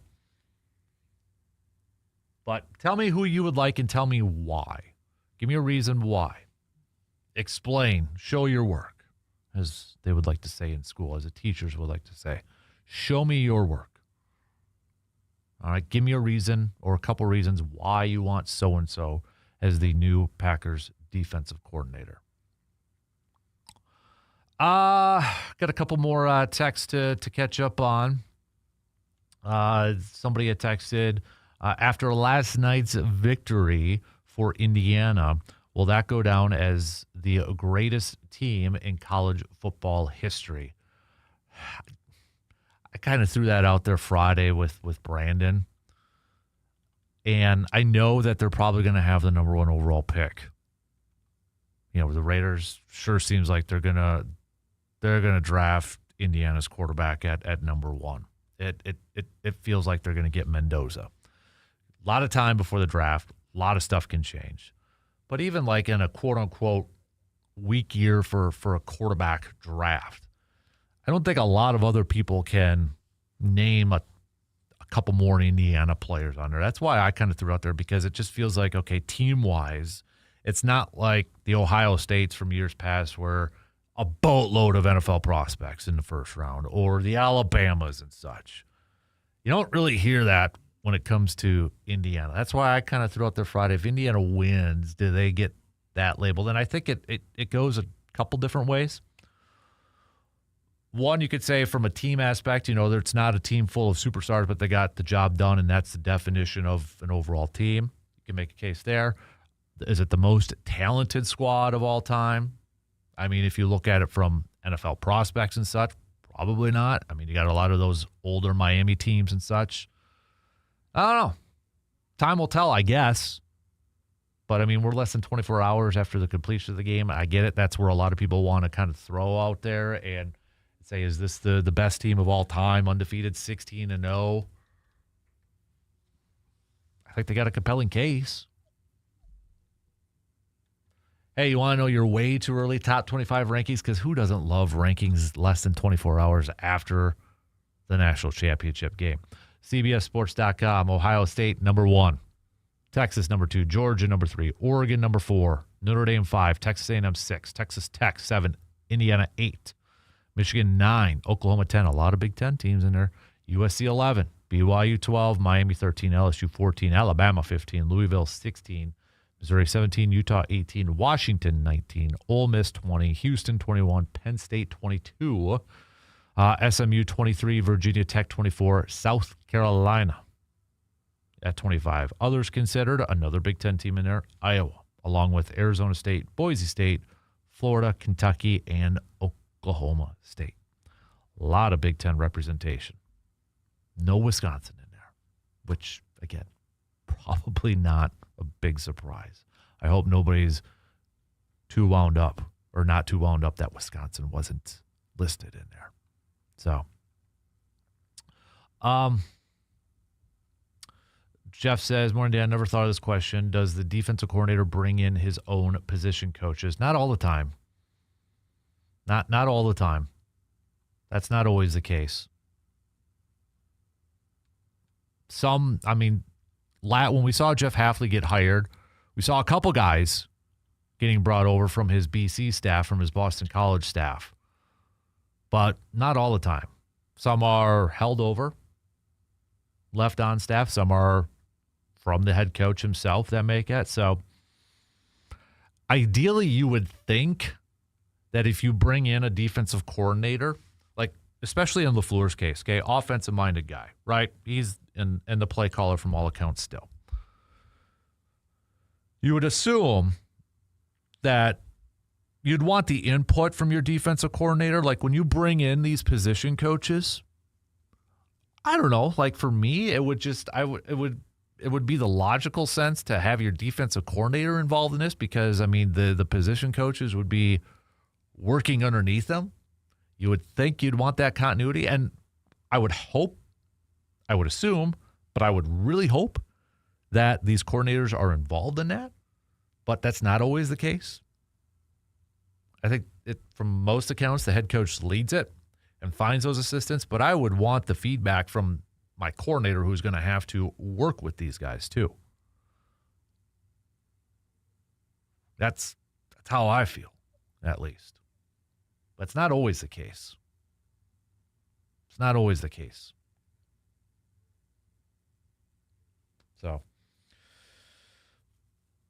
again, I think you're probably going to see a couple guys, at least on the defensive staff for Green Bay, probably follow Hafley over to Miami. And it's their linebackers coach who followed Hafley from BC, was a defensive assistant his first year in 2024, promoted to linebackers coach last year after Anthony Campanelli left. Their assistant defensive line coach came over from Boston College. Wouldn't be a surprise. I mean, again, if he follows Hafley over, maybe he becomes a defensive line coach for Miami. I don't know if one of those guys would be his coordinator. I would imagine, could be wrong. I haven't heard or seen anything. I'd kind of curious if Hafley is going to continue to be a play caller, if he's going to continue to call plays on the defensive side when he's over in Miami.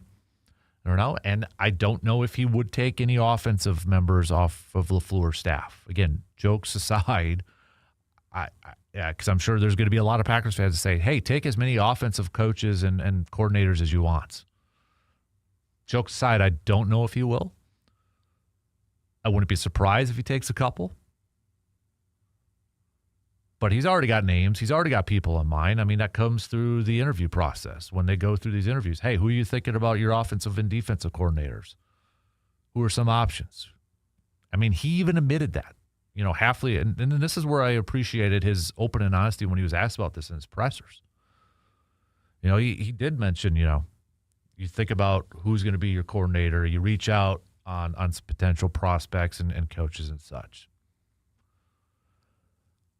And I hope it was very short. It was a 2-year stint. But from everything that I listened to from Hafley, I would love to play for a guy like that. I love the mindset. I think he's going to be a nice culture change for Miami. Now, I don't know if it's the greatest situation to be in because you got a lot of quarterback questions and probably not a ton of cap. And I just, we'll see how, it's Green Bay South now.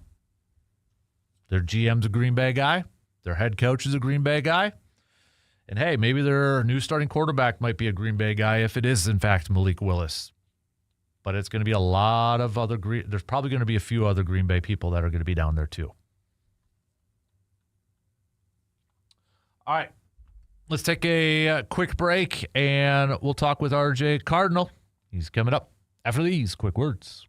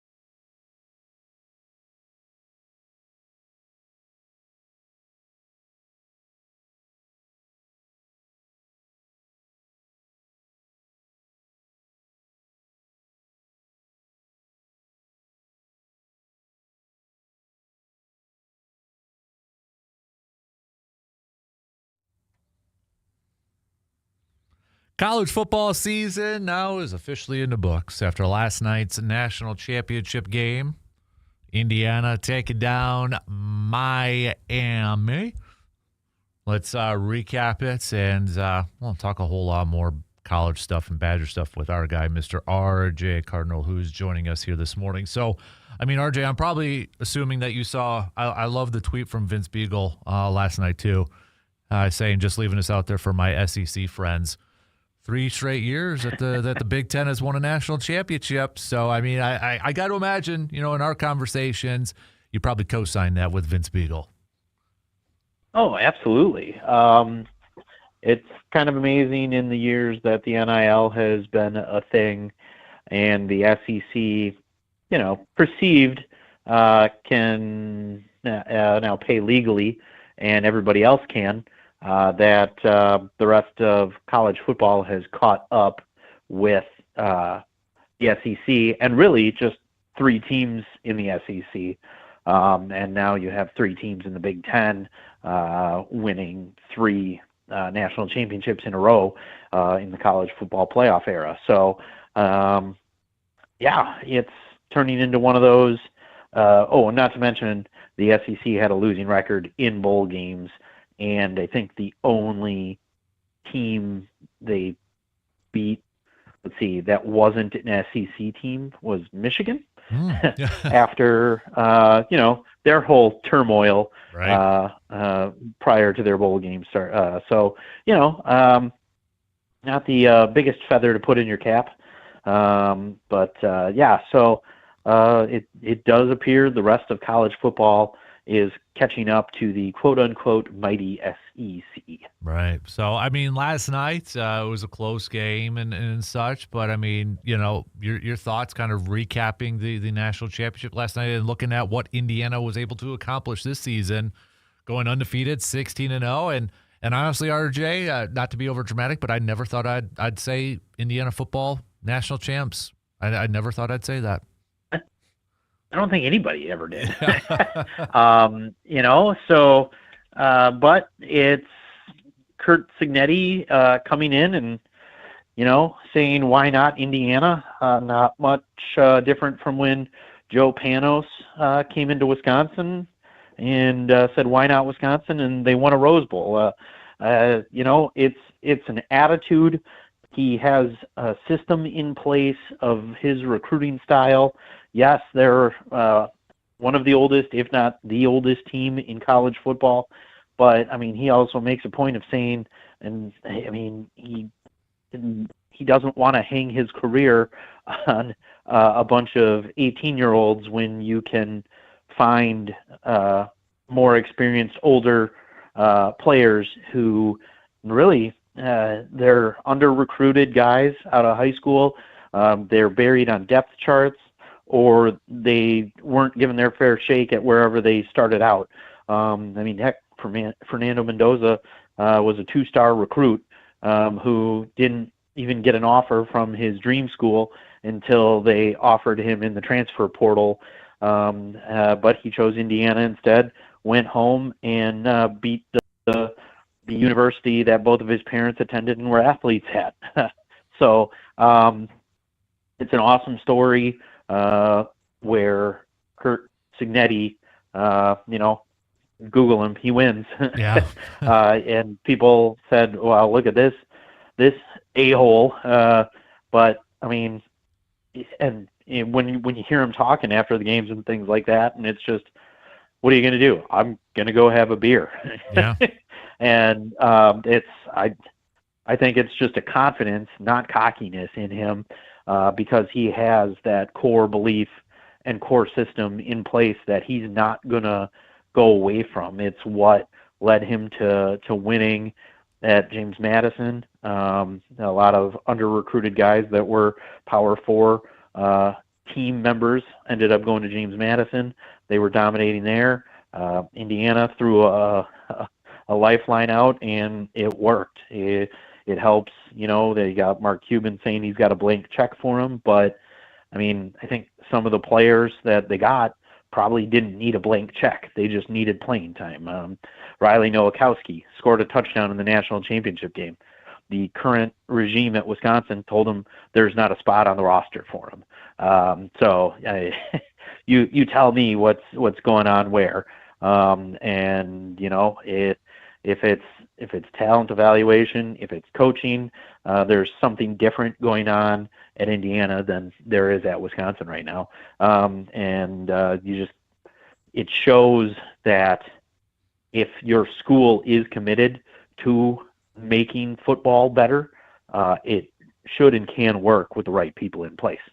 I know in a lot of different sports we kind of see this, and college football is going to be unique because it's bigger and such. But you talk about coaching trees and teams trying to emulate what Indiana did and trying to find the next Curt Cignetti and such. But he just seems to be such a unique individual, unique style of coach that I don't know if you can replicate that. RJ, would you agree? Yeah, and people who were talking about this Nick Saban coaching tree, most of the guys that are head coaches failed as head coaches, had a season or two at Alabama, and it's not like they were there and under his wing and his tutelage, and a lot of them still don't say, yeah, my 1 year under Coach Saban really changed me, Mm-hmm. So I don't think it's a Saban coaching tree, because he was like, he's a journeyman, not a journeyman coach, but he wanted to be a head coach and went back to, I forget what school it was, IUP something, where his dad was a head coach, and he went back home and made a name for himself and finally got a shot at James Madison. He is the consummate college coach, I think.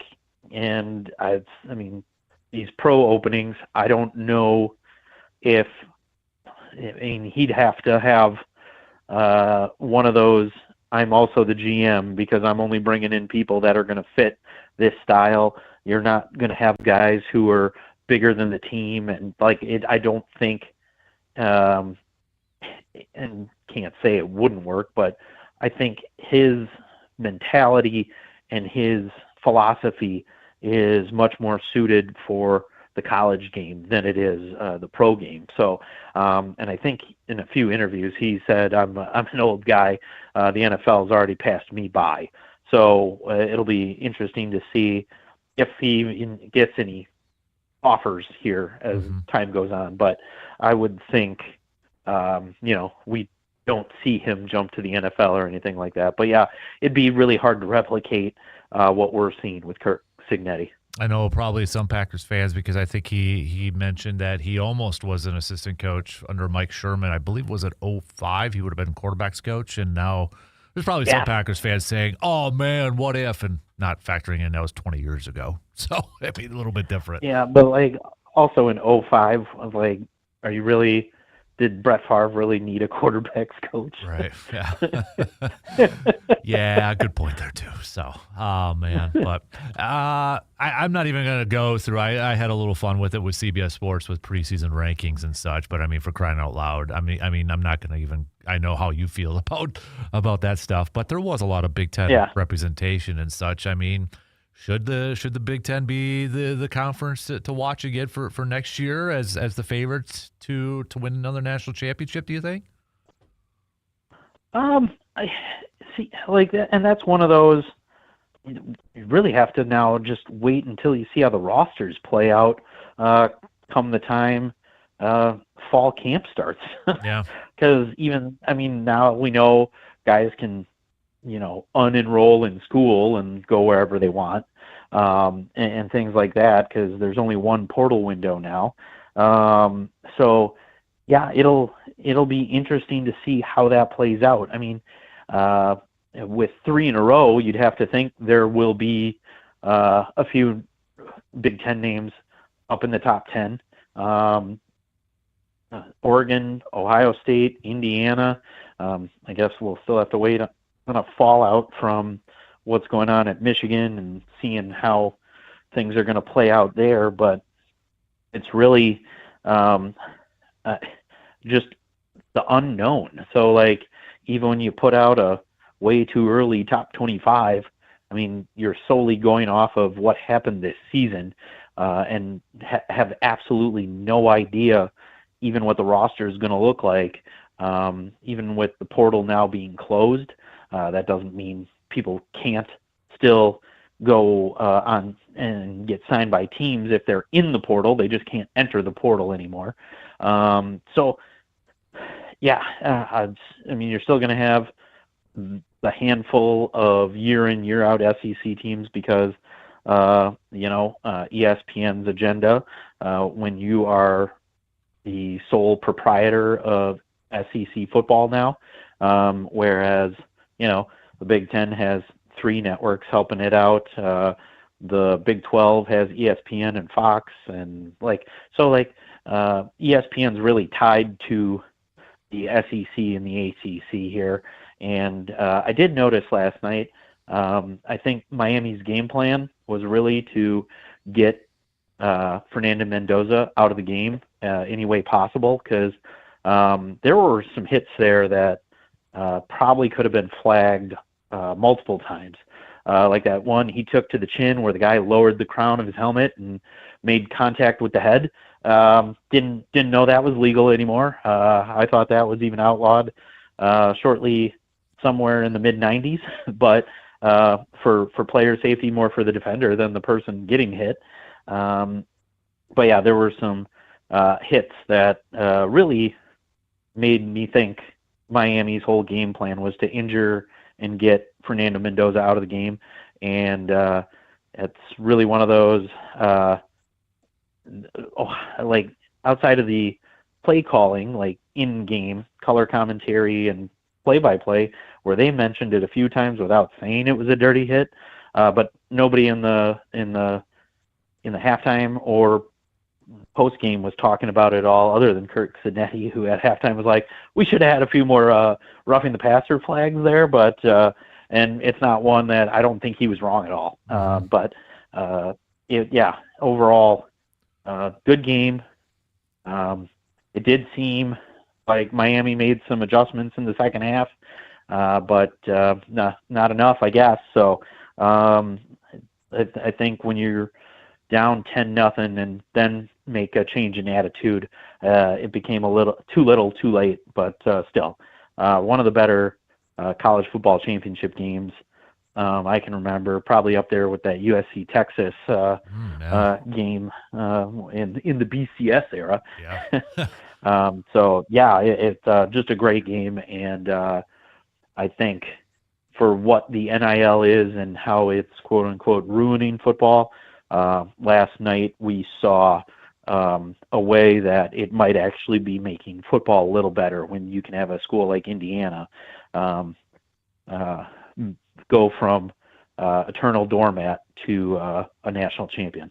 Let me ask you this question, and bear with me to try it so I can phrase it so you kind of understand what I'm getting at here. So we had kind of thrown this out there on Friday just for a fun topic, and somebody had texted in, do you think this is the case now? So Indiana, 16-0.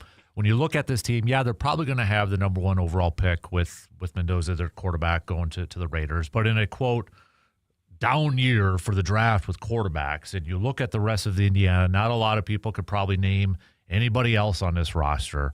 I get it. We're less than 24 hours after the fact. But will people view this Indiana team as one of the best teams of all time because there isn't maybe a, quote, loaded with superstar talent like, those Alabama teams that had a boatload of draft picks, or those Ohio State teams? Or in other cases, a little bit different, like how you define best team. Is it a team that's filled with a bunch of talent and future draft picks, or is it a team that maybe isn't? They got the number 1 pick, but after that, not a whole lot, and that's viewed as maybe the best overall team. I think I don't know if it's the best. I can say it's one of the more memorable teams, if that makes sense. Because like talent-wise, I'd say that would be probably what you define the best as, where you go along and you have a team.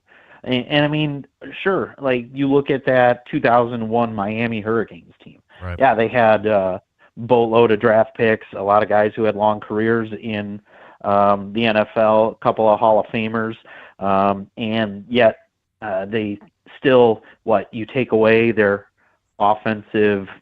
every offensive point they have, and they still finish the season with only 2 losses or something like that.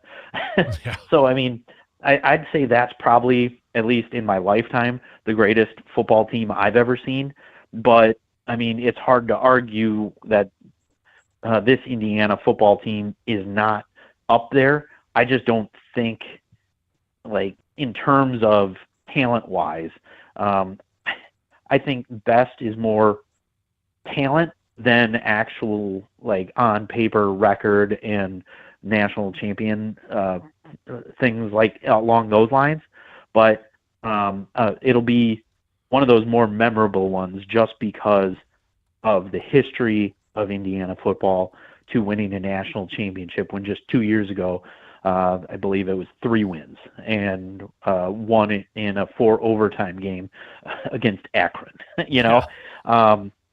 But yeah, so probably not the greatest, but one of the most memorable individual season football teams that we've seen in a very long time. Yeah, I think I'd agree with that for sure. Switching over just for a few minutes here while we still have you, Badger-wise. So you go back to that Rutgers game on Saturday, RJ. I mean, the Badgers were in control in the first half, outscoring them 51-29, but then they let Rutgers creep back into it, getting outscored by 13 in the second half. I mean, is that just an example that you think Badgers taking the foot off the gas a little bit, getting a little too complacent, like some of the players said after the game and such? Anything that, cause, I don't want to say cause for concern, but it felt like maybe, I don't know your thoughts, maybe they did get a little complacent in that second half. Yeah, I think when you're up 51-29, Naturally. that could be, it turns into I can take the foot off a little bit here.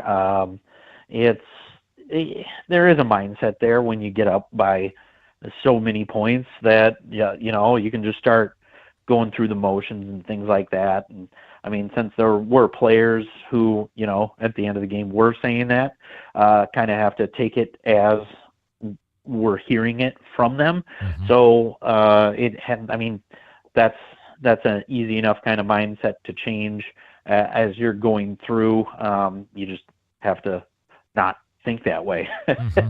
Yeah. But it is harder or easier said than done, because you get in what appears to be a blowout in the first half. You're probably already thinking about how much time you're going to actually see in the second half and being on the bench cheering on Isaac Gard, rather than how many more minutes you're going to be playing and need to score to keep this at a healthy distance to help push towards 100 points or whatnot. But it was like one of those complete flips, and one team just still wanted to keep going, and the other was trying to make it to the end. So I wouldn't say concerning, because you still won 96-87, but I think it lets this team know, which I don't know why it wouldn't have sunk in already in 5 losses, but that they can't take any time off or mentally check out to win games. And I mean, granted they did, but I think it shows, if you want to look good in the eyes of the committee, this team can't afford to rest, even in game. Mm-hmm. So really, hopefully it's a learning lesson learned, and move forward with it, and hopefully it turns into a more complete game effort that really only in a couple of games we've seen this year. Going to hockey here quick. Last week, men's team hosting number 4 Michigan State and falling in both games, 3-4 last Thursday, and then 1-4 on Friday.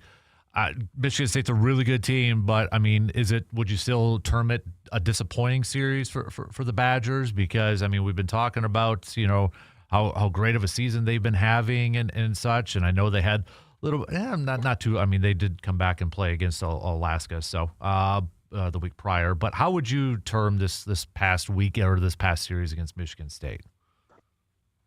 Disappointing for sure. They got injuries mounting up. It seems like somebody gets injured every series by getting boarded. And, I mean, don't really see, well, I mean, you don't want to see it, but you don't really see anybody from Wisconsin retaliating to protect their teammates. Some pushing and shoving after plays and things like that. But you have to look at it as a disappointing series. You dug yourself into a hole Thursday night, but were able to at least claw back to make it look a little more respectable. And then really just kind of outclassed on Friday night. And it's just one of those series, especially in a top 5, matchup, you want to be able to scratch out at least a win, especially on your home ice. And I mean, it's not going to get any easier this coming weekend when you have Penn State coming into town.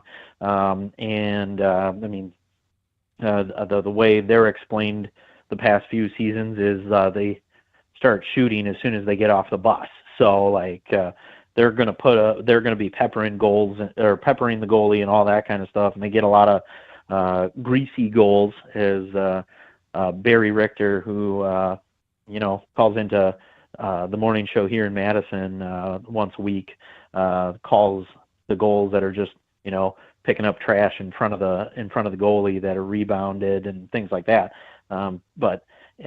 So last weekend, got to get it out of your mind. It was a disappointing result. It dropped you from second to now fourth in points in the conference at 8-4. So you're tied with 3 other teams in your record. But points wise, I think it's tied for third or in fourth.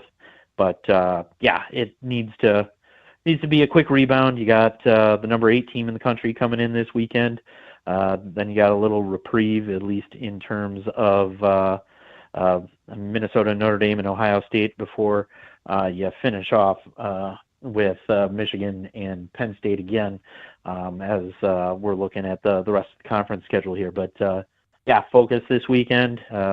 Get ready to play some tough defense, and hopefully off of some of Penn State's aggressiveness, you can push it the other way and get some goals yourself.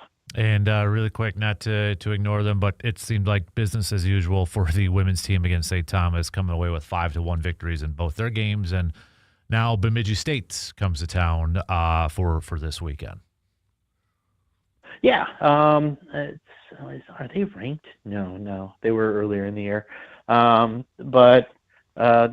You're getting, oh, wow, Bemidji State 5-16-3. Okay, well, let's just put it on them. Get to the next weekend when you're heading up to Minneapolis to go play the Gophers. So get your sweep, and we'll see the Gophers next weekend, hopefully. There you go. I like it. Hey, RJ, appreciate it. I know we kept you a little longer here this morning, but appreciate it as always, buddy. Enjoy the rest of the week, and we'll catch up with you again soon. Okay, sir? Absolutely. Sounds good. We will talk to you later. You got it. There you go. RJ Cardinal joining us here this morning. Good stuff as always with Mr. RJ. So, all right, we got to take a really quick break here and got to catch up on some breaks here. So we'll do that. We'll be back in just a few short minutes.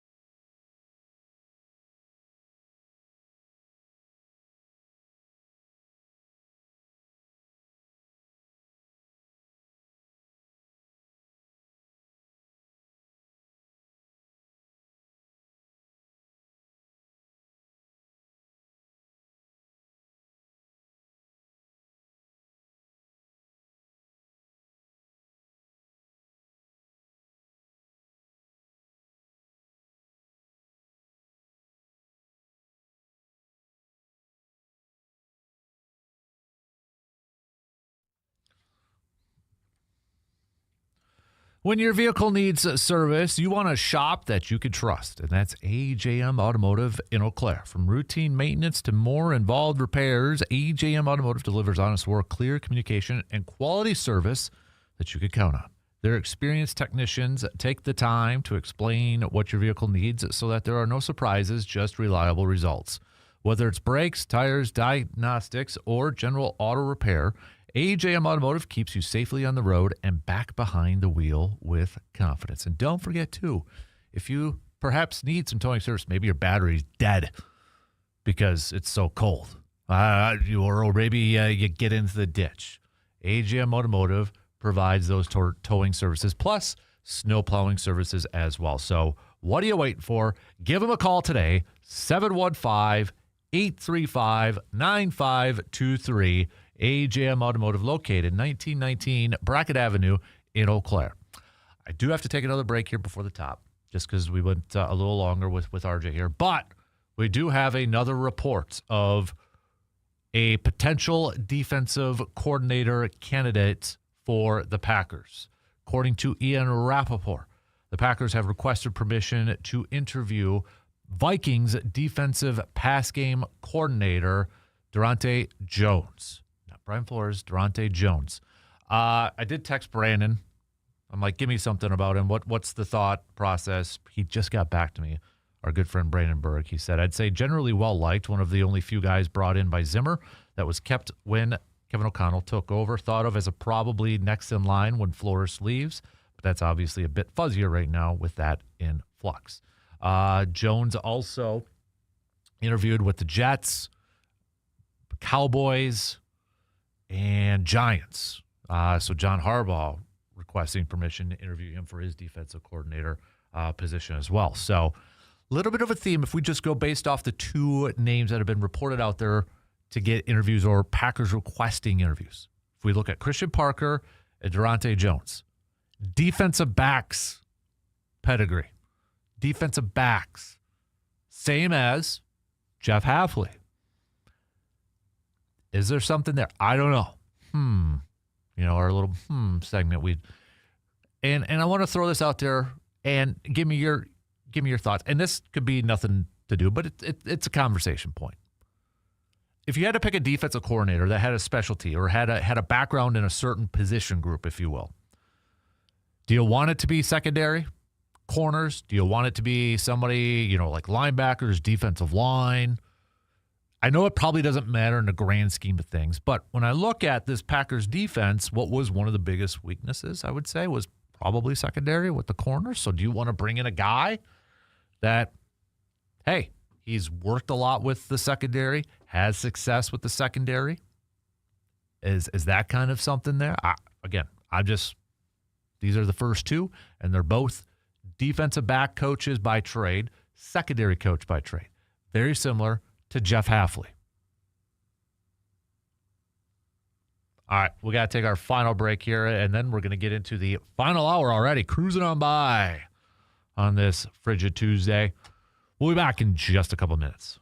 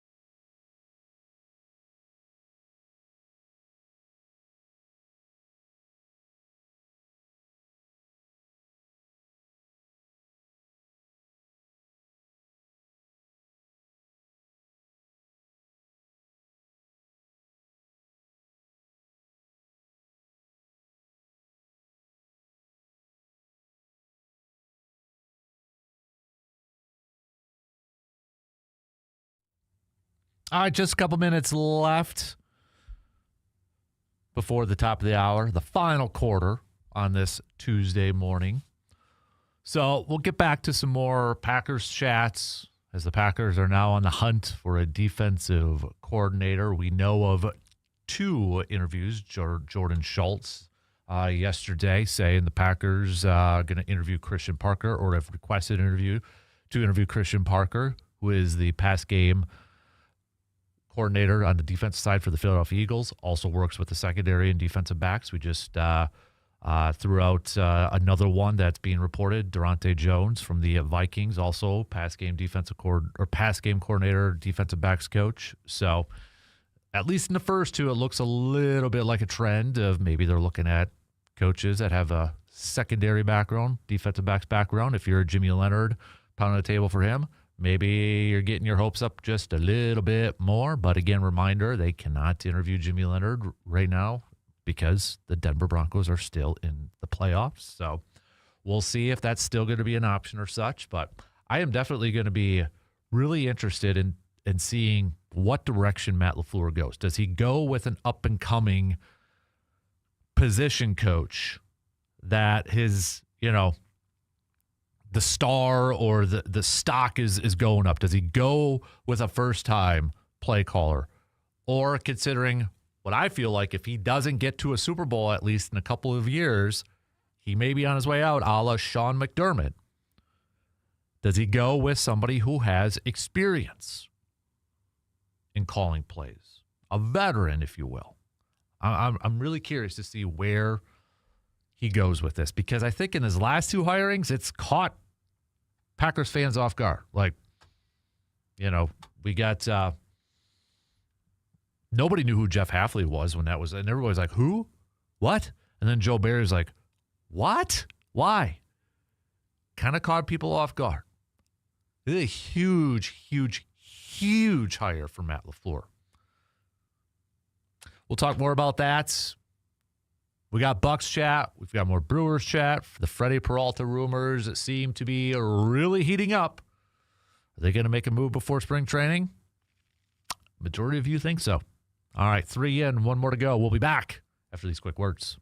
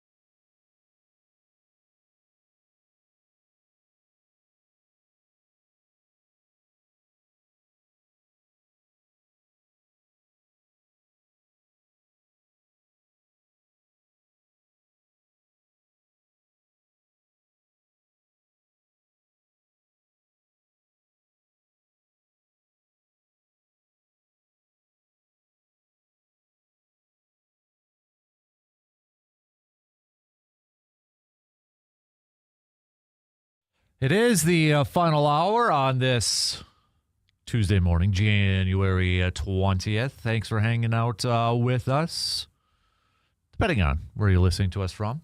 Got multiple ways for you to tune in.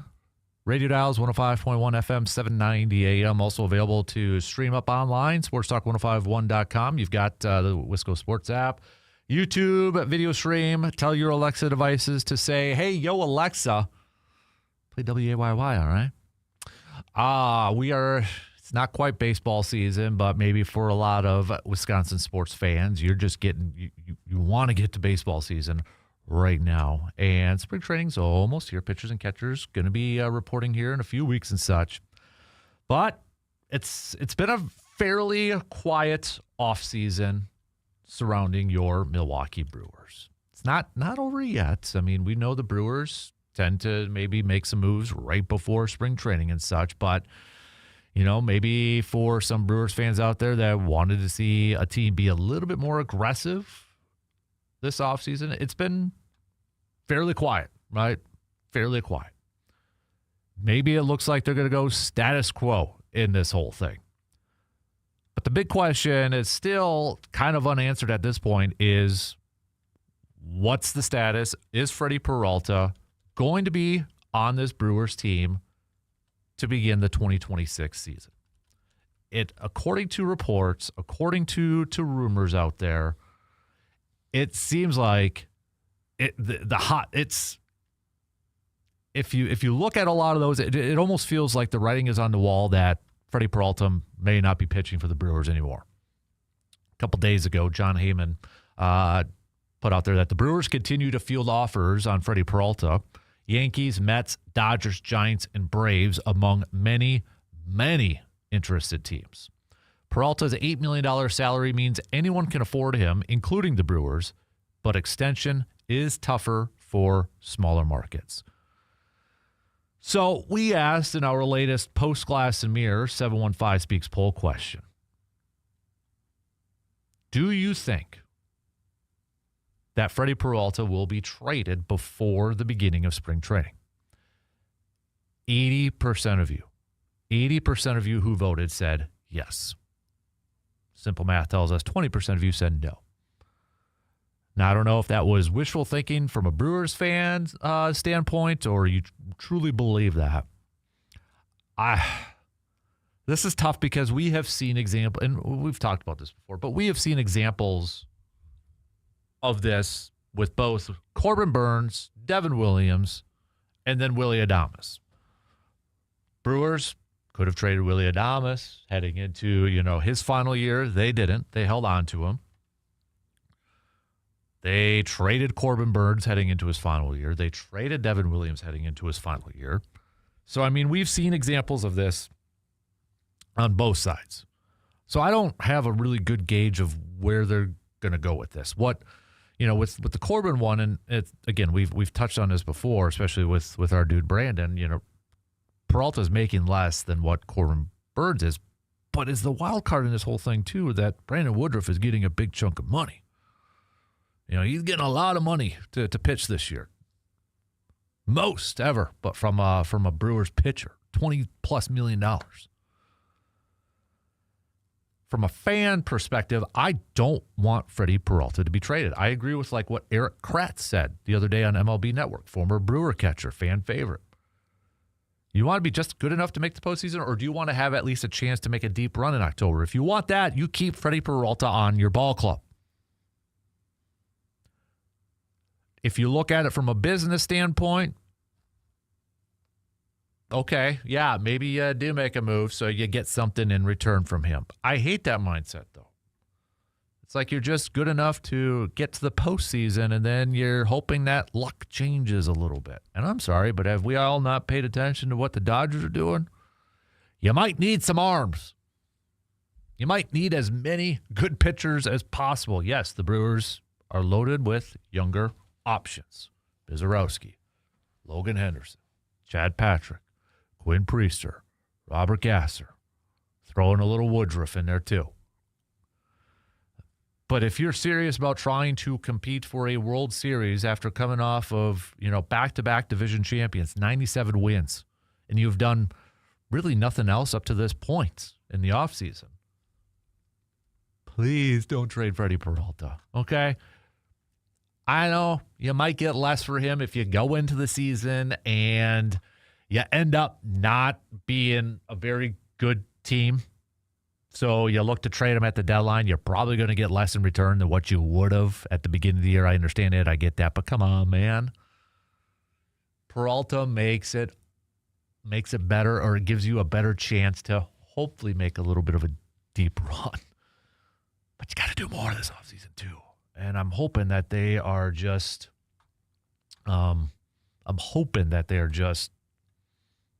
looking for a little bit of a bargain, I guess. A little bit. I don't know if that's the right word. So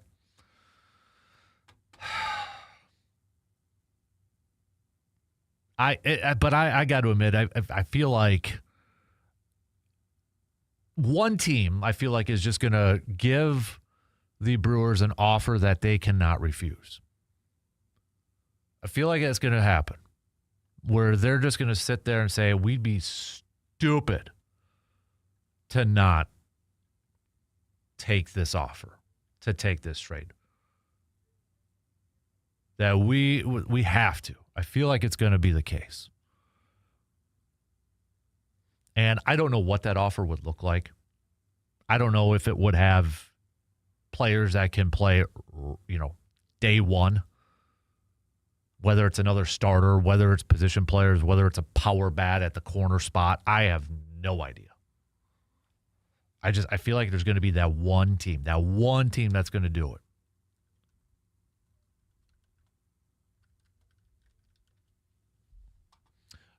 I don't know if anybody's been following along right now with MLB's top 100 players.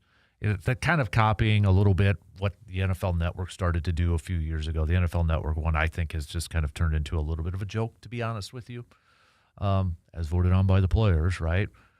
The MLB one's a little bit different here, but we're all kind of like watching to see if there's any, of our favorite teams' players on there. And so far, when you look at it, now, not everybody has been revealed as of yet here.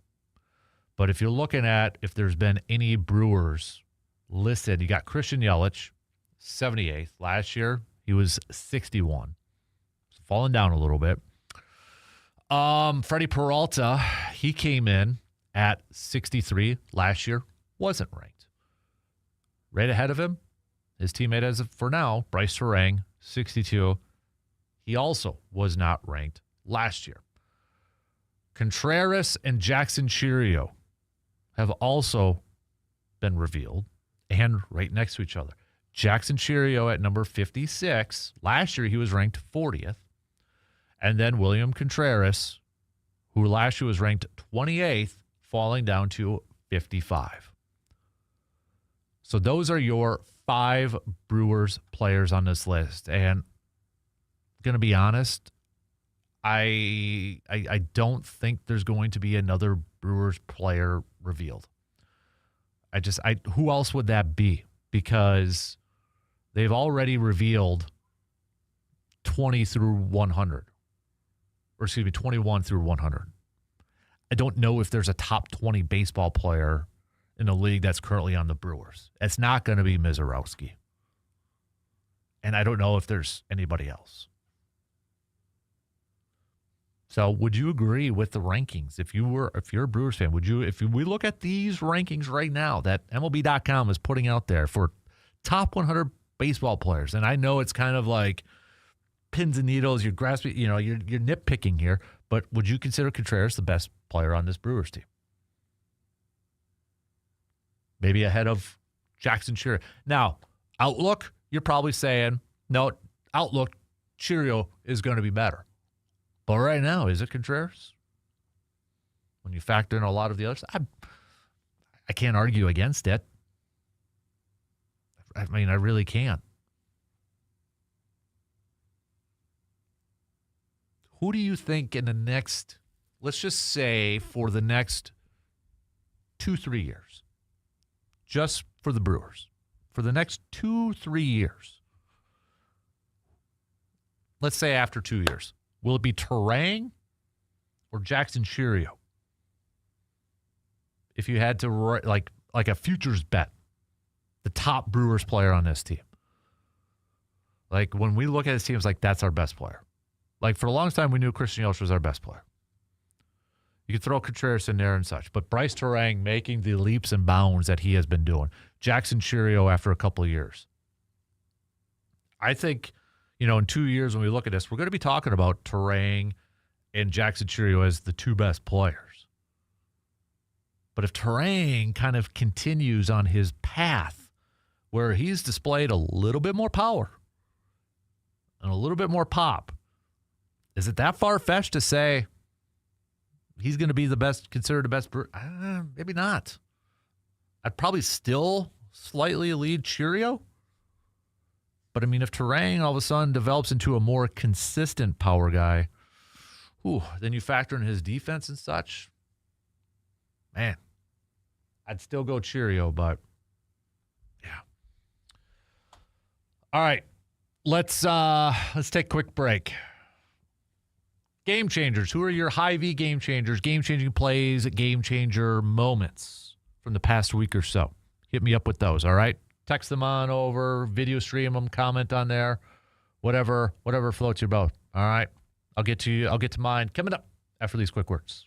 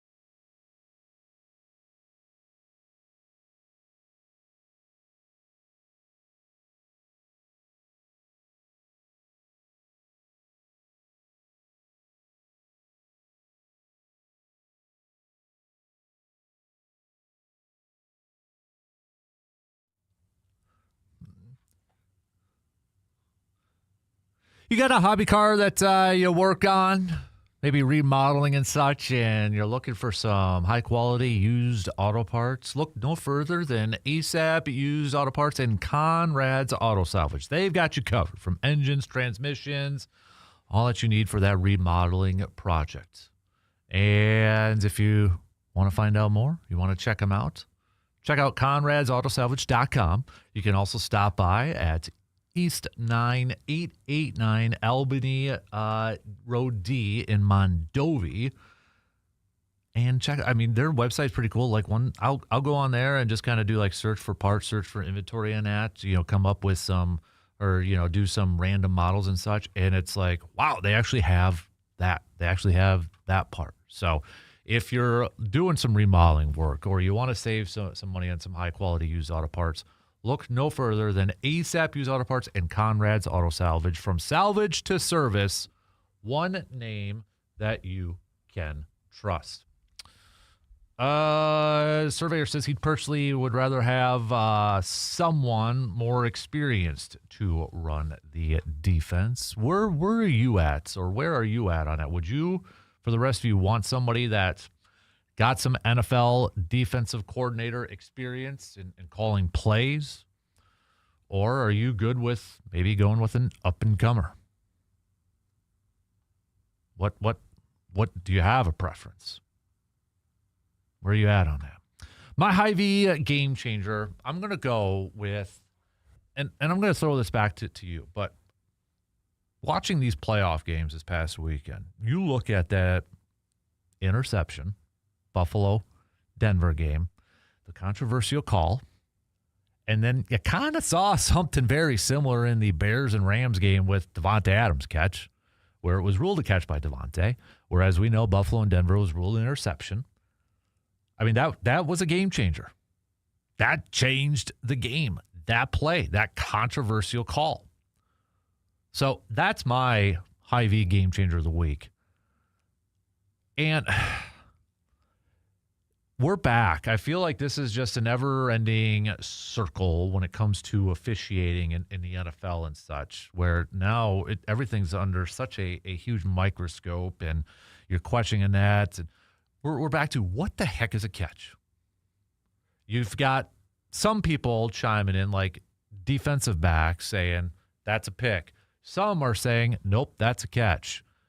We're at the point nobody knows anymore. And there's not any, as we've seen this past weekend with these two games, there's no continuity. There's no, same type of play, but different decisions, different calls than that. So I don't envy being an official. Mad respect to everybody. I don't care what level you're at, whether you're doing YMCA ball or high school or college or pros. Mad respect to all of you. The highest I've ever officiated was YMCA, and I didn't enjoy it. I didn't like it. And I would never probably do it again. Never say never, but I would never want to do that. So mad respect to everybody who goes out there and officiates games. It is a tough job. And we need more of you out there that are willing to do that job. And I don't know if I necessarily fault the officials for this, but maybe more so leadership at this point, because what are they being told? Is the message clear? They seriously need to sit down and figure something out. What the heck is a catch? And make sure everybody's on the same page. KISS, keep it simple, stupid. Like, why can we just not make this more simple so we're not sitting here and wondering, did this cost maybe Sean McDermott his job? Maybe the Buffalo Bills from going to the AFC Championship game? I don't like when we have conversations that are surrounding calls, officiating. I don't want officiating to have to determine the outcome of these games. And sometimes they're just awful bad calls from the officials. And they got to own it. But when it's a constant thing and a constant theme to this, What's the message they're all being told? What are they being trained? What are they being taught to call, to do? And again, I don't envy a lot of these people, these officials. You got to remember a lot of stuff.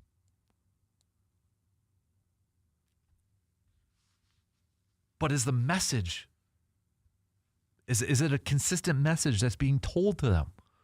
And why do we got to make it more complicating and more difficult for these people to do their jobs correctly? Because we don't want to have a what if. Because I'm sure right now a lot of Buffalo Bills fans and a lot of Buffalo Bills people are saying, what if? And then you kind of look at it, it's like, I'm sorry, but the AFC Championship game loses some luster now because Denver's not going to have their starting quarterback. It does. I don't care that it's at home. I'll tell you right now, I'm going to pick New England to win. I'd much rather see Buffalo in that situation. It's just, it's frustrating, I think, from sports fans that we're to this point. And I get it. Social media and the coverage of everything, it's bigger than what it was 25 years ago, 30 years ago. We're exposed to it more. It's highlighted more. It's talked about more. So we're more in tuned to it. But I don't like it when we're talking about how a call affected the outcome of a game. And we've been down that path before. And you know what? We're going to continue. It's never going away. But I feel like we've got to be on the same page here. You know, the officials, the New York, whether they're in the ear of the officials, it's got to be a consistent, constant message. That's what a catch is. That's not what a catch is. And stay with that with similar type of plays. And I think a lot of the times these officials, they're put in a really bad spot, in an uncomfortable spot. They're the ones that we're pointing the fingers at. They're the ones that have to go to the pool report and answer the questions from reporters afterwards. But when it's a constant theme, we got to figure out, okay, why is this a constant theme? What are we saying to our officials? What are we teaching? Are we making it more difficult on them? And if that's the case, leadership has to fix it. They got to do a better job with that. So that's my long-winded, I guess that's kind of a grind my gears too. So yeah, combo, grind my gears, and game changer for the week. All right, we got to take another break here. We'll kind of reset as we approach the final 30 minutes of the program. Some final thoughts from all of you. Final chance to chime in. All right, we'll get to some more of your thoughts and such, but we'll take a quick break and be right back after these quick words.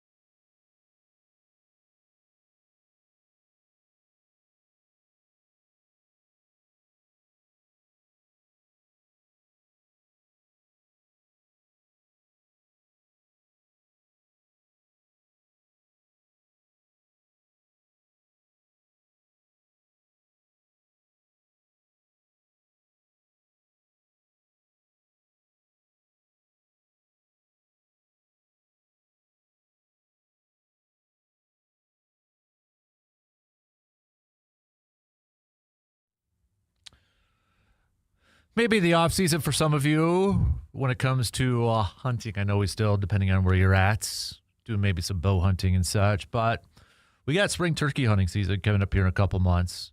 And this is like spring training for hunters, maybe for deer hunting and that. So now is the time. Don't think you got, plenty of time to think about hunting season. Now is the time when you need to upgrade your gear and such. And that's why you should be visiting our good friends at Tilden Gun. You can check out their shop, their awesome man cave decor shop. I know they got the TV and the couches in there too. You kind of just want to hang out there. I love going there. Visit them today, 12427 90th Avenue in Chippewa Falls. You can also check out their website at tildengun.com. So whether you're looking for new or some used options, they got it all. All right. So go visit our good friends. Already start to think about upcoming hunting season, whether it is for spring turkey or maybe you are getting ready for deer gun season. Look no further than our good friends at tildengun.com. The best selection and easily the best prices, best deals in the Chippewa Valley. I did forget to mention this for Durante Jones, who is reportedly going to be, or Packers requested to interview him. He did coach for Wisconsin for 1 year too. So another former Badger on there. 2015, he coached defensive backs under Dave Aranda. So forgot to throw that out in there, and he was defensive coordinator for LSU for 1 year. Was it 2020? 2021. Let's double check that. But those are the two names. Well, him and Christian have been the only ones that have been reported. Christian Parker reported as potential interviews for the Packers, that the Packers have requested interviews for those. Aren't going to be the only two. I'd be shocked if it's the only two, but I'm very curious to see where Green Bay or where Matt LaFleur specifically kind of goes with this. Does he want to bring somebody in that's got experience calling plays, or does he go with an up-and-comer, the potential, the star riser, these position coaches where you hear a lot of people talk about, he's an up-and-coming star. He's his stock is up. It's a little bit of a risk, right? There's a little bit of a risk to that. You maybe get a little bit more familiarity. You kind of know what you're getting with guys who have called plays before. And remember too, when LaFleur hired Hafley, he didn't really have a friendship connection with him. He knew people who knew Hafley, but it wasn't like that was his BFF like a Raheem Morris would be. And again, I feel like this is, even with that contract extension, that's apparently not a prove-it type of deal. If LaFleur doesn't at least lead this team to a Super Bowl appearance in the next couple of years, I think you're going to see a Sean McDermott type of thing where they're going to let him go, even if they make the playoffs for the next couple of years. But if they don't advance to a Super Bowl, I wouldn't be surprised if they move on and try to find something else. Try to find somebody different. Because you look at the other coaches that are longer tenured than LaFleur right now with their current teams. Okay, that's the key, with their current teams. They've all at least been to a Super Bowl, including Zach Taylor for Cincinnati. Sean McVay's been to two of them. He's won one. Kyle Shanahan's been to a couple. Obviously, Andy Reid. Sean McDermott was ahead of him, but he didn't make a Super Bowl, so he's out. And I completely understand, and I completely get where you have a lot of Packers fans looking at that Buffalo Bills situation and seeing a lot of parallels. A coach that has won a lot of regular season games, but when it gets to the postseason, not a whole lot there. Yep, they ran into the gauntlets of the Kansas City Chiefs. You had Baltimore. But you still have Josh Allen as your quarterback, reigning MVP, and you fell a little bit short. It's a tough business, but that's the business, isn't it? To win a Super Bowl. It's not to just win a bunch of games and make a playoff. It's about winning a Super Bowl. That's the job. And obviously, Buffalo felt like they knew exactly what they had in Sean McDermott, that he wasn't the guy to lead them to that championship. So they're making a move. Is it risky? Sure it is. But they felt like they had to make this move to hopefully get over the top for them. And I totally understand and I totally get where you have a lot of Packers fans looking at that situation and saying, we feel the same thing about our situation, about our coaching situation. But Green Bay elected to keep LaFleur around for at least a couple more years.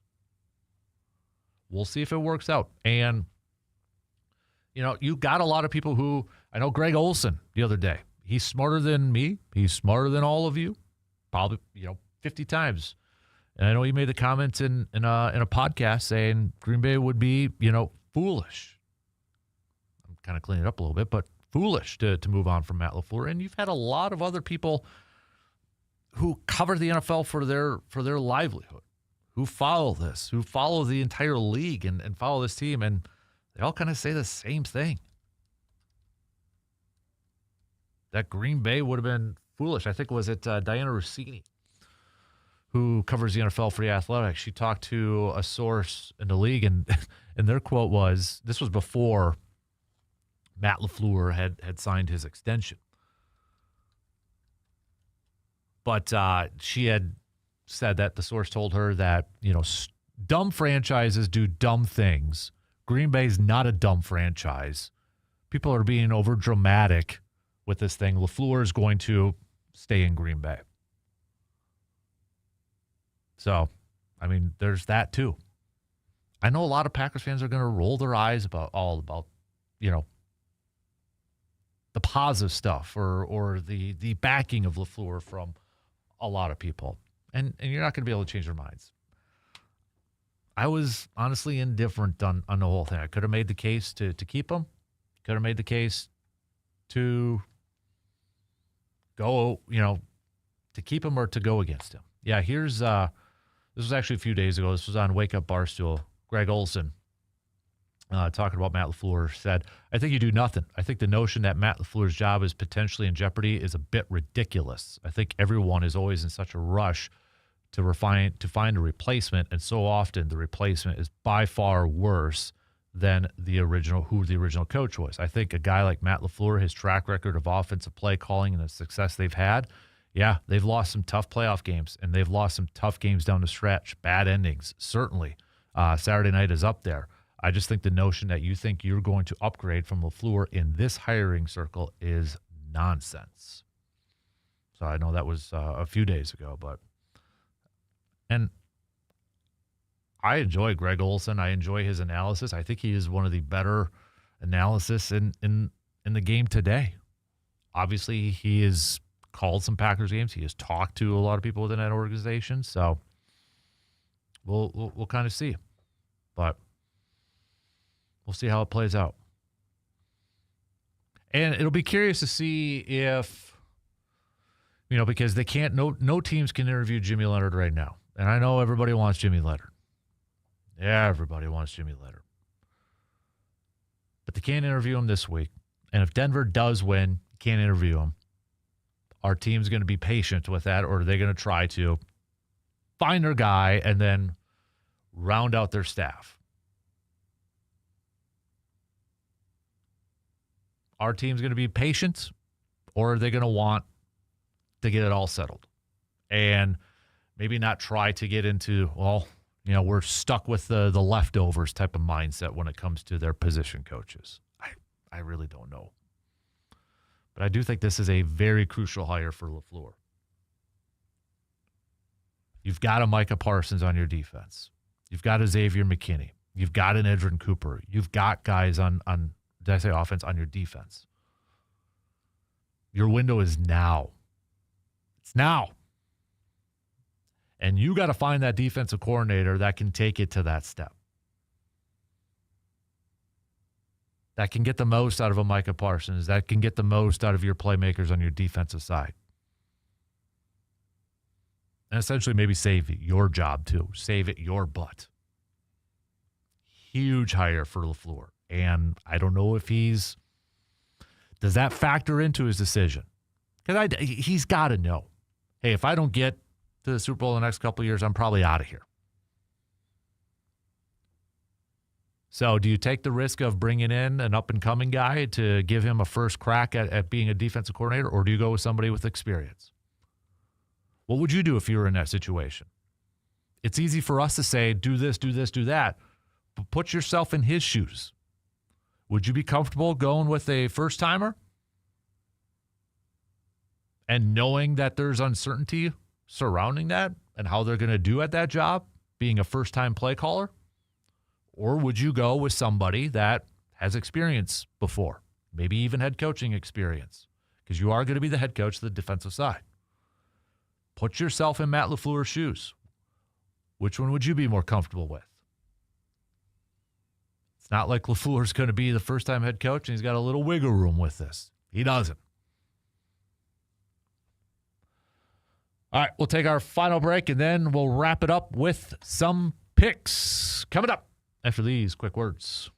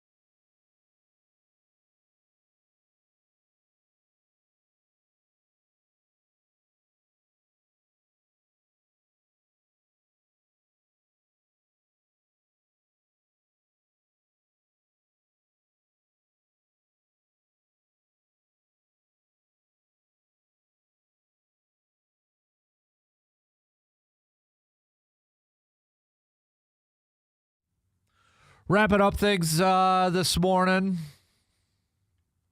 Let's finish up with some picks, shall we?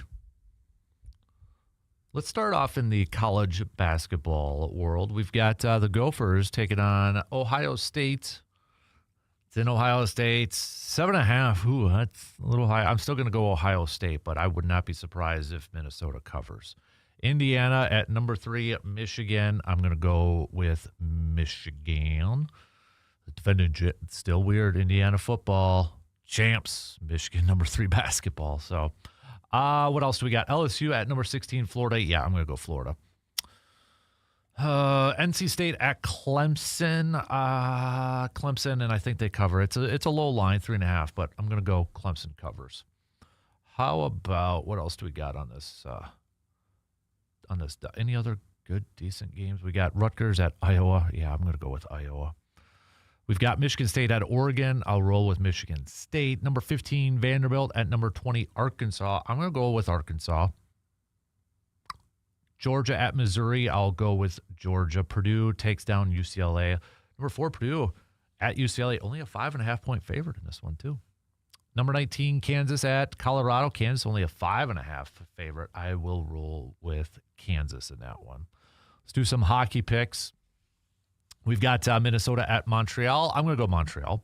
San Jose taking on Tampa Bay. Give me the Lightning. Ottawa at Columbus. I'll take Ottawa. Boston at Dallas. I'll go with the Stars. Buffalo taking on Nashville. I'm going to go Buffalo. St. Louis at Winnipeg. I'll go Winnipeg. New Jersey at Edmonton. Give me Edmonton. And the Rangers taking on the Kings.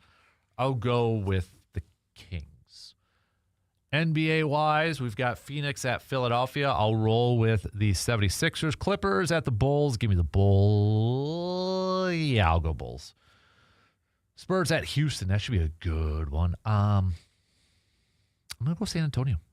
Minnesota at Utah. Give me the Timberwolves. Lakers at the Nuggets. I'm going to go Nuggets. Toronto at Golden State. I'll still go Golden State. Miami at Sacramento. I will go with Miami.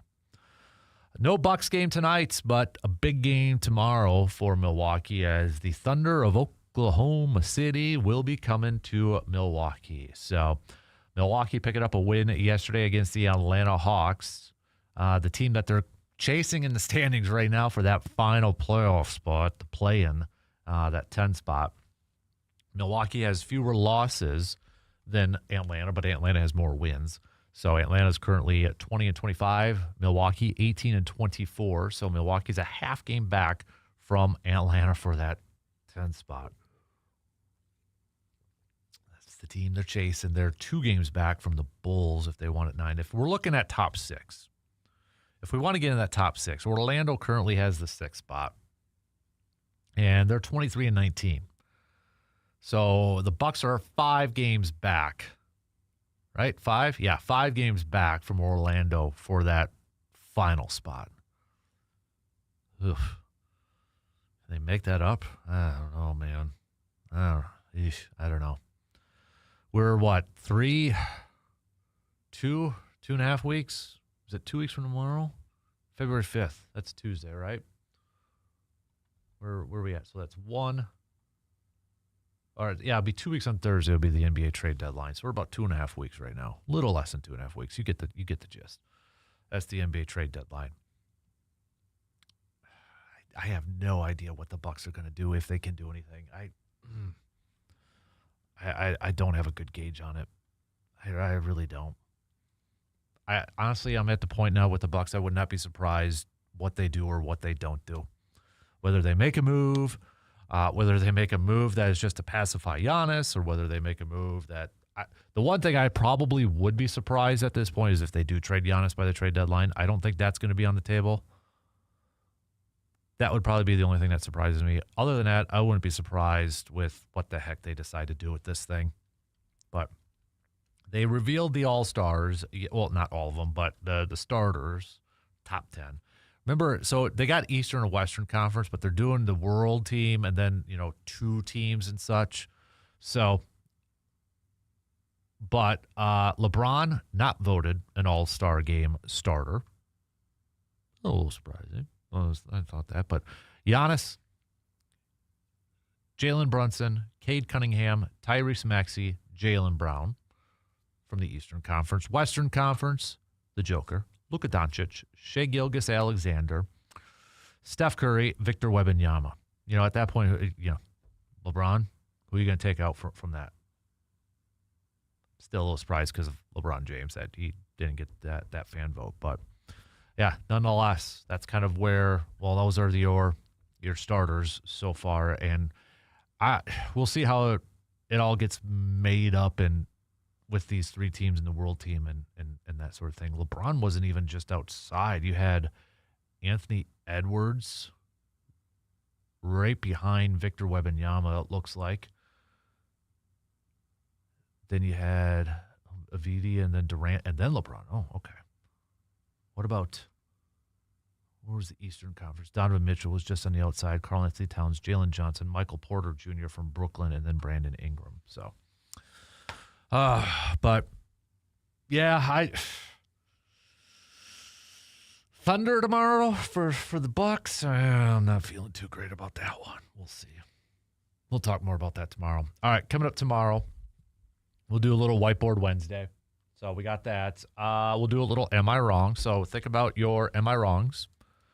Am I wrong for saying this? Am I wrong for thinking that? All right. Continue to or think about that, and then you can send those on over tomorrow. So we'll do our little Am I Wrong Wednesday. We'll talk some more football. I wouldn't be surprised if we get more reports about the Packers going to be interviewing this person for defensive coordinator, that person and such. So if there are more names coming out tomorrow or coming out today, we'll hit it up tomorrow. But kind of think about it if there's any more names that obviously we know the big names, right? We know the names that we know. But maybe kind of think about, okay, some of the guys that are getting reported, these position coaches. Does a Christian Parker intrigue you? Does a Jones from Minnesota intrigue you? Green Bay is not the only team that are interviewing these guys for defensive coordinators. So obviously they're respected across the league, but I get it. They don't probably turn the needle for you, just like Jeff Hafley probably didn't turn the needle for you. So think about for some of these names that are coming through, these position coaches. Anybody kind of like, that would be an intriguing one. Think about that, and we'll probably hit it up tomorrow because honestly, we're probably going to get more defensive position coaches that are going to get requested to do an interview. I think LaFleur's got to cast that wide net. He's got to cast a huge net, and hopefully gets a good one. I'm just really curious in the coming days, too, what other changes, if there's going to be any other changes to this coaching staff. Offensive coordinator, special teams coordinator. Are we going to hear anything this week about some changes? Because I think if we get through this week and nothing, maybe there isn't going to be any moves, which really will piss off a lot of Packers fans. All right. That's it for us. Same place, same time. Tomorrow morning, 6 a.m. Have a good rest of your day. Stay warm. We'll talk to you tomorrow.